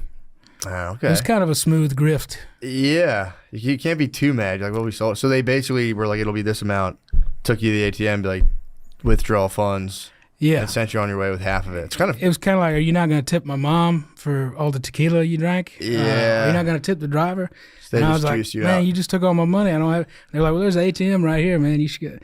So it was a smooth grift. I respect the hustle, but they didn't kill me, which is nice. Yeah, that's sweet. But I got back on the boat, and I had a real bad drinking problem, and on those cruise ships, it was international water, so a lot of people would kind of turn the other way. I was 18 and 19. Yeah. It was kind of like we're out in the middle of the ocean. This kid can drink. Dude, I got served on a cruise at like 14. Right. I was with my friend's family, went on a cruise, and we were just ordering beer, and they were like, whatever. Yeah. They didn't care at all. They didn't give a shit because it's just all the, for the most part, like on the Norwegian boats, it was all like Indonesian workers. Yeah. I noticed. And, they would serve me, but I had a meltdown on that cruise.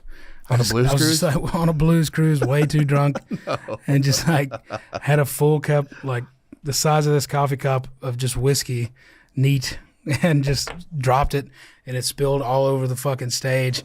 And I got pissed off, started throwing furniture around. Damn. In the lounge. What happened? Did you get fired from the blues cruise? No. They were like, whatever. They asked us back the next year. It's kind of tight. If I was at a blues cruise and the dude just melted down on stage, I'd be like, this fucking rules. Yeah. I mean, it was the most punk rock thing happening on that boat. Did you still play or did you not play that night? That was after the gig. Oh, really? I always managed to get through the show. Yeah. That's when the last time I I quit drinking, and I've quit drinking many times, but the last time was because I was still able to get the shows done. And as long as I was getting the shows done, like nobody was really too concerned about me. Yeah. And that's no good because I can always get the work done. Really? Because I love it, Yeah, how drunk can you get and play? I've always wondered that. I can get really drunk and play, but singing is a whole other thing. You just mumble through it? Yeah. Start jawing and shit. But Is it drinking and Coke or just drinking? Yeah. They're two peas in a pod? Oh, yeah. Yeah. The best peas. Somebody, sometimes, when I'm playing, and I think all guitar players are guilty of this. Like, Mayer's a real culprit of, just the crazy mouth shit that you do. Yeah. Because you're kind of you're not thinking and you're reacting. But they posted a video of me playing, and somebody was like, this dude's totally gacked up. And I don't really usually respond, but, I let it just simmer for, 48 hours, and I responded. I was like, dude, you have no idea how much I miss cocaine. So you weren't even on Coke? No. You were making guitar face? I was just guitar facing. Everybody does, yeah. Which is the same as cocaine face. True. Oh, yeah, you start getting Yeah. Oh, that makes sense. You can kind of fly under the radar, I guess, because if you're not I was just making guitar face. I'm not coked out. I don't like Coke, by the way. Yeah, I mean, I've never done it, to be fair. I don't like the idea of it. I heard everyone I tell it to, they go, you should try it. It's fantastic. And I say, no, I'm not going to. I don't like it. I got convinced at a young age. I was like, that shit's it's bad. Yeah, don't listen to those guys. Think it's bad? My dad's only advice to me was never do cocaine because you'll love it. Which I absolutely did. Yeah. He was right. Yeah.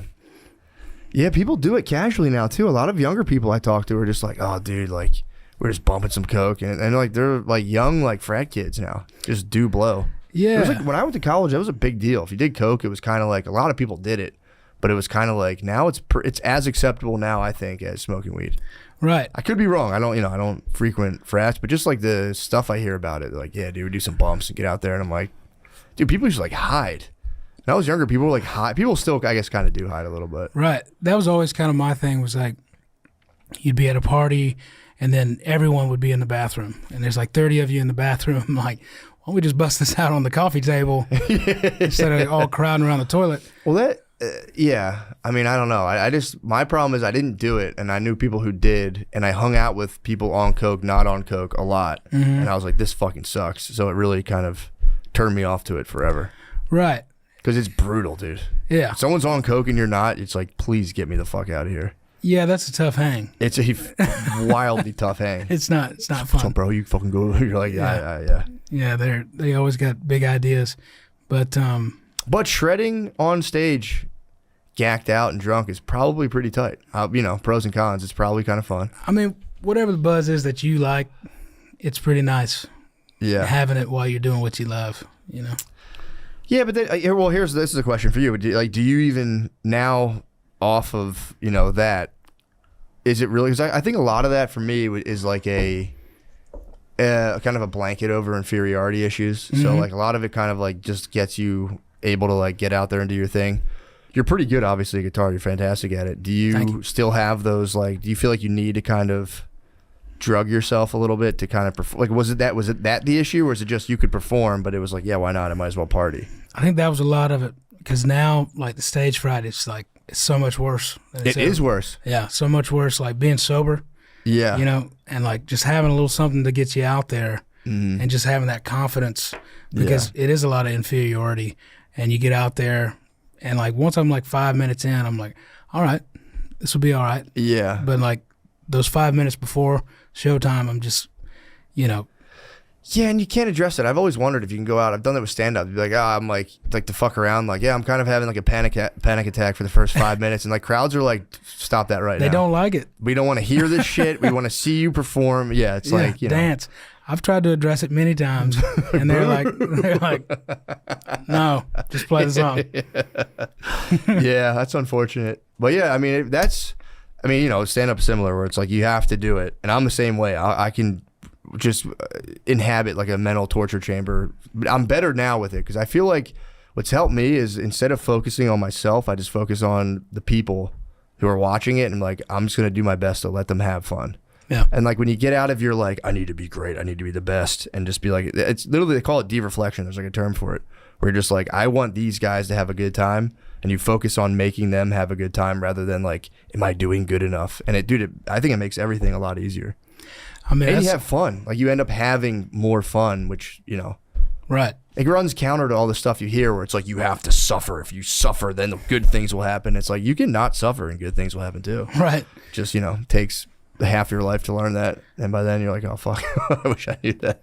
Right. I mean, like, the philosophical thing behind it, like we were talking about Rick Rubin and his book. Yeah. And his whole thing is like, put the audience last, which was always really foreign to me, because I'm like you. I like to, you call it de-reflection, right? Yeah. It's like, as long as they're having a good time, I'm cool.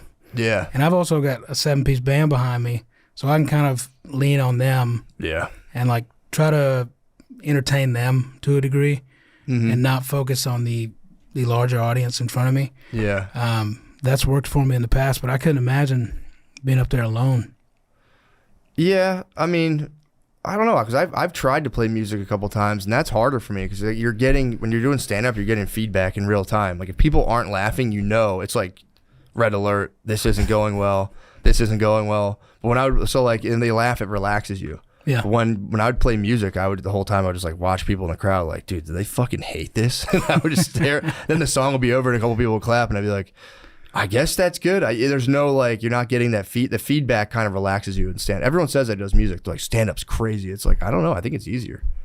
I could be wrong. I mean, that's a wild take. Having a band behind you. I mean, I wasn't that good though, so I'd be worried about like missing a string, and I'd be like, fuck. So I don't know. I mean, as long as I got my boys with me, they kind of keep me humble. Yeah. My drummer points out a lot of the mistakes I make. Really? Yeah. He's a stickler. Really? Oh, that's good though. It's good to have.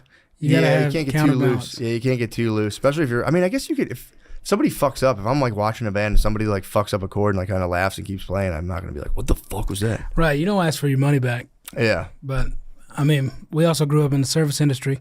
True. So I only was in the restaurants briefly. I did construction, but similar. Yeah. It's like, yeah, I mean, it's not similar, but yeah, you do what you actually, I guess when you do that kind of work though, you do like, I've heard this from waiters especially. They're like, people who do construction usually leave, like blue collar type jobs, whatever it is, they usually leave better tips. Yeah. Just because they're like, you know what it's like to be at a job that sucks. You're like, yeah, here's it's some tough. Money. That shit sucks. I mean, what you're doing sucks. What I'm doing sucks. Here's some extra money. Yeah, I've heard the same thing, and I was in the service industry long enough to realize, like, mellow. Talking mellow mushroom. Talking mellow mushroom. At the end, man. I was there just long enough. I was a mellow man, just long enough to not get frustrated about how long it's going to be for a wait for a table. Yeah, that makes sense. Yeah, to be like, all right, man. Yeah, like, especially if you work in a restaurant, dude. I worked. Actually, you know what? I take that back. I was in my brother's taco truck, and I remember like when people are waiting for their food, they're like especially angry. Like if you're in a restaurant and you're like, hey, we took the day off, we're closed. People show up and they're furious. Like you see, I do it. If I show up to a place and like they're normally open, they're closed, it takes me like 10 seconds to calm down. Because you're like thinking, it's like primal. You're thinking of a meal you're about to eat, and they're like, you can't have it. And you're like, all right, that's fine, man. But it fucks you up. But yeah. So I remember like we were in like a little lunch truck, so I would just watch people waiting angrily and just be like, my brother would be cooking in the back, and I'd be like, just another couple minutes, everybody. And then like you'd run out of food, and there'd be a guy who's waiting half an hour, and you have to be like, bro, we're out of food, bro, my bad. And they'd be like, what the fuck? And you're like, yeah, I get it, man. That's how you get an active shooter on your hands. I know. It is really primal, you know. It is, man. Dude, if I waited for a half an hour, like, hey, we don't have any food, my bad, here's your money back, I'd freak. I'd call the cops. I'd be like, I'm calling the fucking police. That happened to us recently with my drummer, actually. Like, everybody finally got their meal, and, like, what he wanted, they came around, gave everybody their food, and they didn't bring his, and they were like, yeah, we're actually out of that. And it's like, why are you just now telling me? You know? And they were like, you want something else? And he's, no. He fasted? He's a grump when it comes to food. Like, dude, a lot of people are. Yeah. He hunger striked. I would have done a hunger strike as well. I'd be like, I won't eat then. He protested. I'll be hungry, and you guys will pay for it. He just sat there and watched everyone eat. Damn, dude. Yeah, so how was it? So you said you did your last album with Rick Rubin. Yep. How was that? It was interesting, man. I mean, it was a long process because he's super mysterious guy. Dude, I was trying to figure out what the guy. I had seen him in stuff, and I was like, I learned he doesn't play any instruments, right? Plays no instruments, and I was like, how does he produce all these, like all this musical stuff? And his mystery almost perverted my mind to being a hater, where I was like, I think he's full of shit. Right. And then I read his book, and I'm like, fuck, this is the coolest dude I think that might have ever lived. It's super interesting. The book's awesome. Because he does try, like the way I've explained it is he's like a ambassador of music for the human population. Dude, I would hear shit like that, and I'd be like, shut the fuck up. And then I read his book, and I'm like, yeah, he could do that. I was like, he for real, it might just be the coolest dude. Yeah. And he'd come in, and we'd listen to stuff, and you know, he's always like just barefoot, and he wears like, you know, these Thai fisherman pants, which are like these huge pants. I want to wear those so fucking bad. I don't have the courage. I don't either. You know how much courage it took me to wear my biohacking ring, dude? This is my Aura ring. I've been hiding it under the table, dude. I'm not a 2-ring man. Yeah, I got rings. Yeah, but, man. Yeah, I am. Fuck that, dude. My wife won't let me wear the Thai fisherman pants. Why not? She hates them. We have to. Well, let me Google these things real quick. I want to see. I think I know what you're talking. They're like the long, flowy, like almost Kung Fu Master looking pants. Big time. Fuck. Yeah. Fuck, dude. I'm just. Fuck. Yeah. Dude, that's all I want to wear. Every time I see people in them, I'm like, I'm a coward, and I won't wear these things. And it doesn't work for me. So says my wife. But he'd flow in with those and like a big iced coffee or like a tea, and he would just like, he lays down in meetings a lot. What? Like while he's talking to you, he just lays down. Then how did you feel? So who produced your other album? You had other people producing, obviously. Yeah, well, I've worked with like Dan Auerbach from the Black Keys. I worked with this producer named Dave Cobb, who did a lot of the Chris Stapleton and Sturgill Simpson stuff. Yeah. I've worked with a lot of different producers, and all of them kind of have their weird quirk. Yeah. And at a certain point, you got to step back and remember, like, you know, I'm paying for this guy to produce the record, so I'm going to lean into, like, their process. Yeah. So a lot of personality mirroring, like, end up laying down on the adjacent couch talking to Rick. Really? Yeah, oh yeah. Fuck, dude. I'm like, I'll take my shoes off and lay down and talk to you. And he just, because his book, the way he approaches his book is pretty cool. And you were saying he instructs you the opposite. He's like, fuck the audience, do your thing. Yeah, it's like so hard to do, dude. And that book, like, I read it after we worked together, and like hearing him talk, and like, I mean, he practices what he preaches, you know. And yeah. He's such a big fan of music and of comedy too. Like, he loves comedy. And I was in Italy working with him when he was about to, you know, go on Rogan and talk about his book. Yeah. And he was like nervous, you know. It was really to see him kind of have these like human emotions. Yeah, because I guess you kind of like legendize him in your mind. You're like, dude, Rick Rubin doesn't get nervous. You can't wear. You think about him, you think about him floating and shit. Yeah, you know, and Flying Lotus. I'm telling you, anyone, I would recommend his book. I like started, especially if you're like trying to write something or do something, or even like if you're just like trying to chill at your job. That's my mission right now. Is like, how can I just make my inner world as peaceful as possible? It's obviously hard, dude. I fail all day, every day. But his book, you read it and you're like, damn, it's a cool approach to just like sitting, brainstorming, letting like ideas flow, letting them take shape and like creating things. It's, you know, that's the one thing I think a lot of people who aren't in, like whenever I hear the term, like I'm a creative, I dislike it. Because I think anyone can do a cool, like you can like build something in your backyard. You can do like all this stuff. And I think that's a lot of people get frustrated because they have no creative outlet. It's like, I think it's a, you know, it's like a God-given right for every man or person or girl, whatever, to, like do something other than like wake up, stare at your phone, go to a job you hate, go home, watch TV, and go to. I think that's like it kills you. So, Yeah, dude, really. build a thing, draw something, dude. Who gives a fuck? Yeah. But if you read that Rubin book, I think that helps people like get out of their head. Like I read it and it was just fantastic. Yeah, I'd recommend it to anybody because I agree with you, man. I think anybody can do something creative, and it really just it helps you. Dude, dig like a fish pond. Yeah. Like that would be all. I want to do that, dude. It's like you can do literally. People think like it. In my opinion, it's like the commercial aspect is like a hard kind of brick wall for a lot of people because if they think of something that's like deemed like creative or artistic, they go, "Well, I could never sell that." It's like, who gives a fuck, dude? Right. Just build a fucking statue in your yard. You're a little crazy, but it's like the satisfaction you would get if you got good at building a statue, digging like a fish pond, anything like that.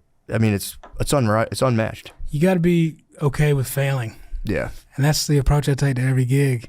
If I can find like that transcendental place on stage, and it's hard.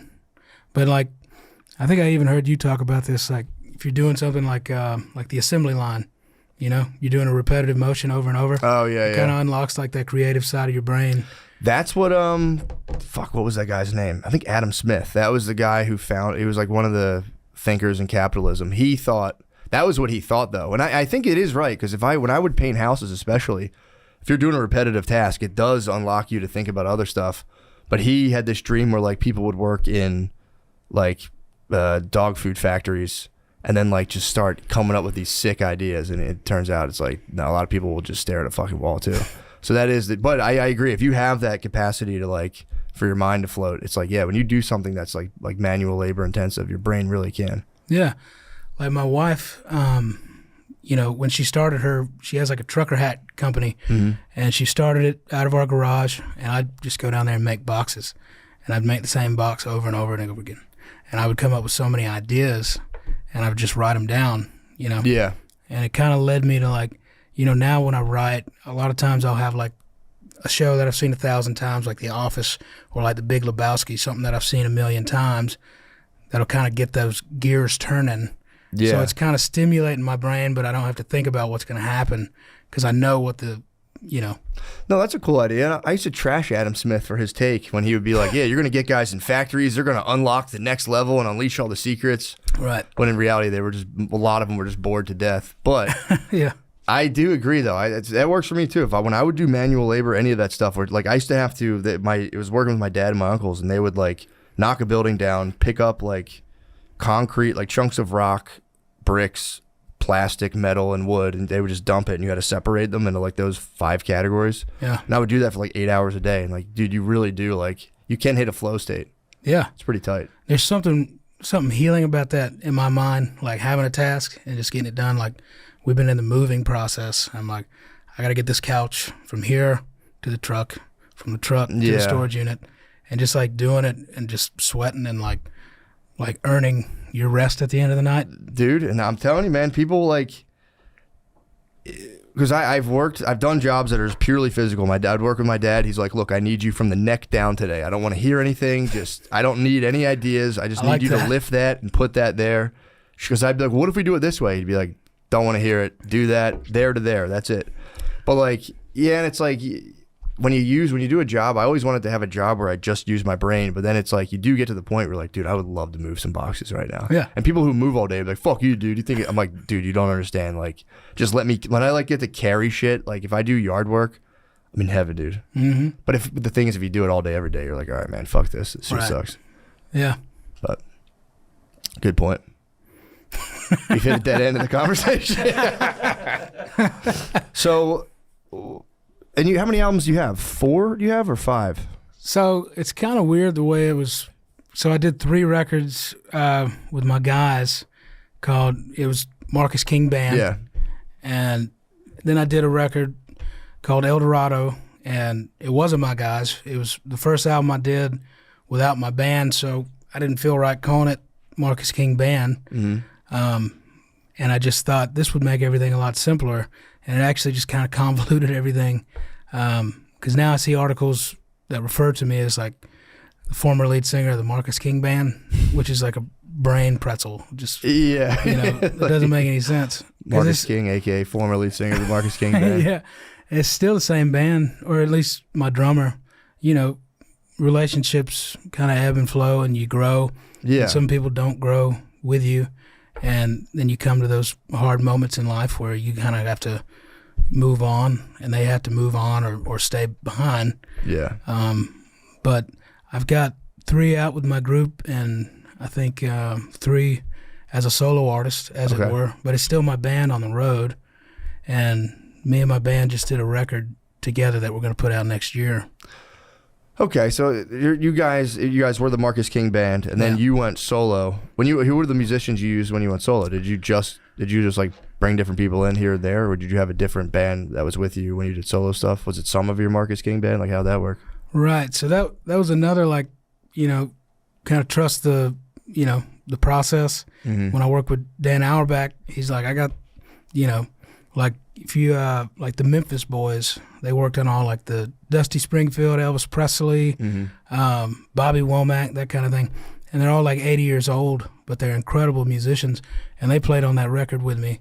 And just watching them work was just astounding. Did a record with 80-year-olds? Oh, yeah. That's crazy. That record, El Dorado, everybody on that record's like 70 plus. Damn, dude. Yeah. How was that? It was incredible. They must be like wizards at that point. They are. I mean, it was really just like, how do you say, like, like wizards. That's crazy. Yeah, you can't really hate on it. That's what I was curious about. Do people get like that? It's a tough thing. Like I think who was saying this, or like when you have a band, it's like having like 5 girlfriends, because you really do have to you have to maintain all. That's the one thing I will say. Stand up's easier because if you have a band, you have to like maintain all these different schedules, all these different people's lives, all these wants and needs. Where if like it's got to be difficult. It's like a marriage. Yeah, it really is, and it gets hard. Yeah, how was the solo move to like doing solo stuff kind of freeing, or like how'd you feel about it? I mean, in some ways it was freeing, and like now I just really crave like that familial aspect and like working together as a team. Yeah. To have something that's creatively like ours, and we did that. We cut it down in Macon, Georgia, and Macon, Georgia is just a really fascinating place to me. Like, they've got like this export. It's like this powdery substance that they have reservoirs there for. It's like this protein that you need it to. It's like Kyolite or something like that. You know what I'm talking about? No, Macon, Georgia exports a protein powder. Yeah, not a protein powder, but like it's like a natural resource that you need to build like most shit. Oh, okay. I got what you're saying. Yeah. So they mine it? Yeah. Gotcha. So like because of that, it's all like still mom and pop there. Mm-hmm. They don't have like a lot of chain places in that town. So it's like a really old school feeling town. And we went there and cut a record. It was really, really cool. That's pretty tight. Yeah. Yeah, I feel like Neil Young had something similar with his band was Crazy Horse, I think. Mm-hmm. And I think he would like go off and on where he like would do a solo thing, come back with Crazy Horse, do a solo thing, come back. And I was like thinking about Crosby, Stills, Nash and Young a lot. And like all those dude had the band, then they had their own little solo things. Yeah. It's pretty cool, man. Yeah, I mean, I've always kind of thought about Neil Young. Yeah. Like as somebody to model a career after, because he kind of, accomplish that idea of having a band, having the solo shit. And then, he did. You know, do whatever. He fucking crushed it. He had that catalog in the 80s was wild, dude. We got into Vocodophones, dude. That was fucking crazy. I haven't dug much into his catalog in the 80s. He had I feel like he like just he for real like crushed it straight through. The 80s he just did his own. He was like chilling with Devo a lot. That's Which I could see that if I was in the 70s and 80s, I've never heard of 80s music and it was coming out, I would dip my toes into it as well. Right. And then he came back in the 90s real hard and, you know, he's been touring for, what, forever. 50, 60 years? That's one fella I'd really like to meet. Yeah. But, you know, like he's a grump, dude. I heard. He's a grump. My dad loves Neil Young, and he'll come home from his concert. He's like fucking bitching about politics again. I'm fucking goddamn, he gets so mad. He's like fucking crying about the goddamn president. Because my dad loves Neil Young. My dad loves Al Stewart. My dad's seen Al Stewart 40 fucking times. He's seen Neil Young a bunch of times. He's like, yeah, fucking Neil Young's crying about fucking politics again. You come home all pissed off. But my dad went to see Al Stewart recently in Poconos, in like the mountains in Pennsylvania, and he was like, it was him and a bunch of gay guys. My dad said these two gay guys were singing every song right next to him. And he's like, dude, I just couldn't focus on Al Stewart. Wow. But yeah, I grew up. My dad was I think my dad was a huge fan of music. He had this like when we were younger. He had this. It was like this double-sided cassette case where he just had like 48 tapes, like little like cassette tapes, and he would carry it around in his truck, and he'd always just like blast different, like, dude, going to work with him was so fun because he would just blast like Neil Young and all these other just like 70s, like we got into like NXS for a while, which is funny. Yeah, it was weird, man. He had a very like kind of eclectic music taste, right? And he would get home from work and he would just like hit a tape in the deck, fire it up, and just sit by a fire and just blast albums. It was really nice. I mean, it's great to have that growing up. People who have an eclectic sense or taste in music. My dad was like that. My grandfather listened to a lot of country and western. My grandmother loved like Dean Martin, Frank Sinatra, and my father loved rock and roll. So I had a really eclectic kind of mix of music when I come home from school. Yeah, I always felt. I don't know. Have you ever been in someone's house and there's just like no music at all? Or like riding in a car with somebody and there's no music. Yeah. So it's a psychopath move. It is a psychopath move. You know? I'll try. I used to have I've gotten better with this, but I'd be very nervous to play music for other people because I think they would listen to it and be like, yo, this fucking sucks. It's from having older brothers. So I'm like worried they'll listen to it and be like, yo, this sucks, dude. You're a loser. So I would do a thing where I'd play music, but I'd play it very quietly, which is almost worse than silence because people are kind of like, what like it's like water torture. Yeah, like what are you doing? Like play the fucking song or turn it off. Because I would play it and I like maybe like, well, turn it up a little bit. It was just a psycho thing I would do. Where like no one's thinking about it. Like you never get into someone's car and you're like, what the fuck is this? Yeah. Just like, oh, there's music on. Right. But yeah. I'm always, just a glimpse into my tortured fucking world, dude. Well, I mean, you're talented at what you do, so there's got to be some torture in there. True. I need Ruben to lay down with me, dude. As friends, dude, to lay down, head to head, hard pause, head to head, yoga pants. That's got to be so cool, though, dude. Like, what do you do when you're sitting there with that guy? I think I might bug that guy till he leaves. I'd be like, oh, Rick, what should I do with this, dude? Should I like close my eyes and like what should I do, dude? Well, like the first day I met him, because he just cold called me, and I showed up at the studio out in Malibu, and I pulled up and like. I noticed he was in front of his Airstream trailer and he was interviewing Mike Campbell from the Heartbreakers. And it's like the two most like, distinctive looking dudes ever sitting out there, and like my window's down from the car and I'm at the gate and I just hear the director say, cut, there's a fucking car in the background. And like I ruined that take. And they open the gate and I go up to the main house and I start checking out amps. And like the way Rick likes to have his studios laid out, it's all really open, and all the doors are open, and like you can hear everything. Like when I was recording in the chapel, I could hear the Red Hot Chili Peppers cutting, because Chad Smith is such a distinctive sounding drummer. But I went up there and started trying out these amps, and then this poor intern runs up and starts yelling at me because I ruined another take just from playing these amps. So I said, I haven't met him. They were filming a movie? They were filming that documentary, that Tom Petty documentary. I got you, yeah. Yeah. And I fucked up a couple takes. And but when he came in, he didn't even mention it, man. He's a really cool dude, and he's a fan first. And That record was difficult because Rick like migrates with like the weather that he likes. Mm-hmm. So he'll be in Malibu for a few months, and then he goes to like Costa Rica, then he goes to Hawaii, and then he goes to Tuscany, and he just kind of migrates with like where the I need to weather's. take a break, dude. He's so fucking cool, dude. So you had to like go to all these different little places. Yeah, so it was challenging, you know. Yeah. I mean, it was truly challenging. He put me through a lot of shit. Yeah. Like I wrote for like 6 months, and we didn't use any of it. Well, what was that? How did you decide not to use it? Was he just kind of like, do you like that? Do you really like that? Yeah, and he made me more introspective Mm-hmm. with all of it, because the whole record, the concept was mental health, and like, you know, my struggles with mental health, and like he wanted to just be as bare bones with it as possible. Yeah. And, like no metaphors. Yeah. So I'd write something that I thought would be appealing to a listener, Mm-hmm. and he's like, no, you know. That sucks, dude. Probably, especially very calmly be like, no, Yeah. we're not going to use that. Yeah, and he doesn't like to be in the room during the creative process. Mhm. He'll come in after the fact and then just like make little notes and adjustments, and then he'll just like kind of drift away, which is unlike anything. So the record took like 2.5 years to finish. That's kind of cool. Which is interesting because like you listen to the record, like I can listen to it, and like some songs I wrote when I was with my ex, Mhm. and like out there writing about her and how I was unhappy in this relationship, didn't know how to, you know, communicate it. Mm-hmm. So I was writing about that, and then there's songs from when that relationship ended, and I kind of just became a train wreck. Yeah. I was just a little like, heavy metal. I was abusing everything, and then kind of after the fact, like when I met my now wife, like so the record kind of takes me on this journey, and I don't know if he like had the foresight for that.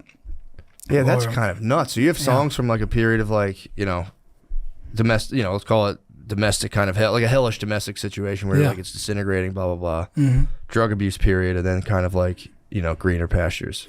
Yeah, It's kind of fucking cool. and I'm thankful for that. And in any other circumstance, I wouldn't have had, you know, They would churn it out, like pop it out, put it Yeah. out.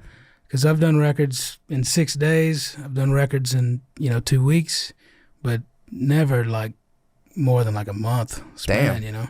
That's crazy. So for like 2.5 years, it's really just a full journey. It's like the full like circle.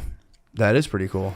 And when did that come out? I'm sorry. It came out in April. Okay, nice, Yeah. man. That's awesome. So it's pretty new. It's pretty fresh still, but we kind of have our sights set on like the next thing, Yeah. and like this honky tonk shit is like popular again. Big I time. grew up playing in the honky tonks, and like Mm-hmm. it's like in my blood. My family's from the Appalachians. I'm bringing the fiddle back out. I'm like, this shit's hot. I'm gonna. Dude, the fiddle does move me, dude. When I hear the fiddle, it does something to me. There's something about us whites, man. We hear that fiddle, we get it going. Especially a hard fucking shrill note on a fiddle. I started Yeah. thinking like I might grab someone's arm, dude. I might do a do-si-do. Yeah, in the our thing I blood. like that Ruben did too in his book was he's like, stop reading the news. Like, stop taking in all this bullshit entertainment news. Like, just knock it off. Read the classics. Try to like take in. It was like a not even as an entertainment diet, but just like he's like, think of it like the food you eat. And he's like, stop taking in this shit. Like, stop. You don't need to read the news. Fuck it. Don't worry about the news. Read classic novels. Read this. Read that. To your own taste. You don't have to try to read like wildly complex Shakespeare stuff. But he was just Right. like, yeah, just stop taking in bullshit information. It's funny. Whenever someone is like, fuck the news, I'm like, yes, dude. Yeah, You get it. I like hearing that. I don't even have a news source really that I trust right now, Yeah. and I don't really know where to get my news. I mean, I just kind of overhear a lot of it. Yeah, I do like I will spaz check the news before podcasts sometimes if I have nothing to talk about. And something happened to me when I was like I think like 22. I was very high. I was stoned. I was just very high. And I was watching I'd see the news on, like my parents would watch it and I'd be like, well, fuck the news, and I would be like, this sucks, and I would like run away. And then like I watched it as an adult for the first time, like at my brother's house, just stoned to death. And I was like, it looked like the homeroom show in my high school. I was like, this is fake. Yeah, Something happened where I was like, this is the homeroom show for adults. I'm like, this is bullshit. it's pageantry. Something happened where I can't, every time I see it, I can see the set and stuff, and I'm like, this is people talking behind like a painted billboard, and it's fake. It's not real. Like, I don't know. I mean, obviously there's like real stuff that happens they talk about. Right. But it's I've been in newsrooms too, and it's like I've heard like there was a guy, and I'm not saying this is like, you know, like to prove it's fake, but I remember a guy got a call specifically on like the Palestine-Israel situation. And they were like, I remember he was on the phone when I was waiting to do something. He was like, "Oh, I'm feeling pretty good." And the guy was, or he was on the phone talking to the guy, being like, "How you feeling about it?" He's, "You're doing good, dude. Hang in there. You're doing good. Just keep going, keep." And he was like coaching him. It was like, I remember being like, "Damn, dude, what the fuck is this?" It was just weird. It was just a weird phone call to be like, "Hang in there, dude. You're doing a good job. Keep talking to you." And I was literally like right like, next to him. That's kind of like, what are you coaching him into, dude? Yeah, I don't like that. It made me feel weird. And then I did like a Good Morning, like local news show. They're like, "Do you like comedy?" And I was like, "Yes." Those are the worst. Dude, they're terrible. And you feel bad because, you know, you think like, I'm going to go on there and just fuck with these people. And it's just some like nice lady being like, "So what's it like at your comedy show?" And you're like, "It's nice. I like it. I like comedy. Please come." But yeah, I agree. I think, I don't know. I'll check in on stuff here and there, but yeah, you just never know. You're like, dude, like I'm reading a book right now. It's called Born Again, and it was by Chuck Colson, who was Richard Nixon's. They called him like his hatchet man. He would like bulldog people politically. Like if you had like a political rival coming up, you would like dig into them, and you would use your contacts in the press to be like run something fucked up about his wife. And like, dude, they would do that. He like they talk about this. Like it would like, this guy's a hothead. We'll start releasing news stories we know that'll fuck with. There's like all this stuff going on in the news where it's used as like a political tool too, where it's, you know, you just never know. Yeah, I mean, like I watched that the Octopus Murders. What was that? The Octopus Murders about Tommy Castellero, that reporter that killed himself in West Virginia. But yeah, was that recent? That yeah, it was pretty recent. It's on Netflix. It's all about like the Promise like software and like you know, like these 8 like key figures, like including George H. Bush, who were just kind of maneuvering and manipulating everything behind the scenes. This is on Netflix? Yeah. Damn. It's fucking crazy. That's kind of nuts. What is there's a journalist who got caught up in this? Yeah, this journalist, Castellero, Tommy Castellero, I think. But, or, yeah, I can't remember his first name. But I've watched it a couple of times. It's really fascinating, man. Like he was really onto some wild shit. And he killed himself, unfortunately. He killed himself, yeah. But, you know, like it doesn't really add up. Yeah. You know, like you should check it out. I'll check that out. That'd be kind of cool. But yeah, that was the one thing I fell in love with Ruben when he was like, "Dude, stop doing the news. Listen to classic albums straight." That's what I do now with music. I try to just listen to it in albums more, because I would like just do song like in my car.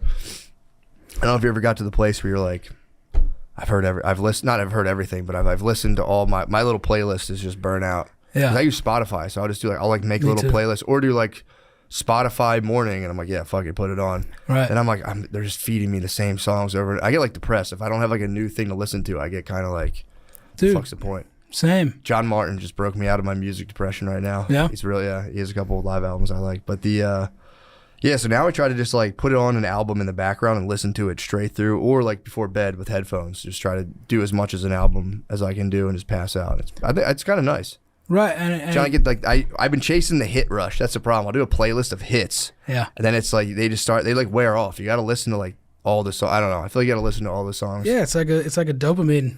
You know, like instant gratification, like social media. Like you hear all the hits in a row. Like don't go listen to the Eagles' greatest hits. Like you know, artists put together a compilation of songs, you know, meant to be listened to in an order. Do you do your own playlist when they do that? Like this presents. That's kind of tough. I'm like, you know, I wanted it to be like chronological and like, you know, sequencing is a big deal, and they still make a big deal out of it, and then people listen to it and they shuffle it or whatever, you know. How dare they? But I thought that was like an AI generated, like check out blah blah blah. So you have the control of that. Well, like the playlist you see on Spotify and stuff, like if I'm on a playlist, I don't have control of that if it's other artists. Yeah. But the one of what is that called? Your picks, or is that this is? Oh, like that one. I don't even know how that one comes about. But like my records, I'm like this is. I got what you're saying. Like I got what you're saying. My records, the sequencing is important. I thought you were saying okay. So you're talking about the sequencing. Yeah, of that's tracks out of on an my pay album. grade. Like the Spotify, they just do what they do. Yeah, because it'll be like artist picks. Yeah. So I was like, damn, you get to put together a playlist for all of Spotify. That's I guess everyone can do that though. Really. Yeah. It's kind of tight. Well, dude. So what do you have coming up? What's the next move? Man, we're about to finish this last leg of the tour. We're doing Canada. We're doing like the East Coast. We're going to be going through Philly. We're going to be going through D.C. And New York City, playing at the Paramount in Brooklyn, Brooklyn. And then we're heading overseas, doing UK, all that. Are you taking any break? You like, how do you tour? You do it for like 6 months at a time, take a break, or you just do it We forever? let it go out for like 6 weeks at a time. Okay. You know, and just kind of hit it and stay out. Because like once I get in that mode, I just like to stay in, you know. Got you. So you do like 6 weeks on, how many off? Kind of depends. Like for this particular tour cycle, it seems like we've done like 6 weeks, 2 weeks off. Got you. That That's kind not of bad. And then a couple one-offs here and there. But I like to tour on a bus because it's like there's just something different about it. But yeah, I mean, I just had time off and I just get a little stir crazy. So that's why I'm down here in Austin just kind of fucking around. That's cool. I was real nervous to come on here. Why, dude? I don't know, man. Like I don't help. I'm exuding anxious energy I'm all the time. I'm a big fan of the show, and the fans are very vocal. So I hope I didn't fuck it up. Dude, you killed it, man. Dude, you're the best. You fucking, that's the thing too. You shred, dude. Oh, thanks. You absolutely shred. It's crazy. I appreciate it. I know, man. I guess it wears off on you, but dude, it's like, that's got to be so gratifying. It's Is there fun. a level of shred? Does it wear off? If you shred right now, will it bring you deep joy, or you're just kind of like, yeah, whatever? Well, I think, you know, I try to keep the guitar fresh, you know. So when I'm home, I'm like playing banjo or piano, ukulele. That's cool. And just trying to create in any other way except for the guitar. So when I come back to it, it's fresh and it's like, you know, a reconnection almost. That's a good idea, actually. And I feel like you get better too when you leave it alone for a little bit. I think so. Something happens in your brain. I would like stop playing every now and again, and I'd pick it back up and be like, God damn it, I got better. You have more ideas. Yeah. Because you come into it fresh. You come into a blank canvas. Yeah. You know. Yeah, man. Or maybe your brain, you go to sleep and it just figures out stuff for you. Yeah. I don't know. But either way, dude, thank you so much, dude. Thank you for doing this. You're the motherfucking man. Marcus You are, King. bro. Dude, I try, bro. I'm trying. I'm doing my best. But no, thank you so much, man. For Yeah, real. man. I'm glad we Appreciate it. connected. Hell Thank yeah. you, bro.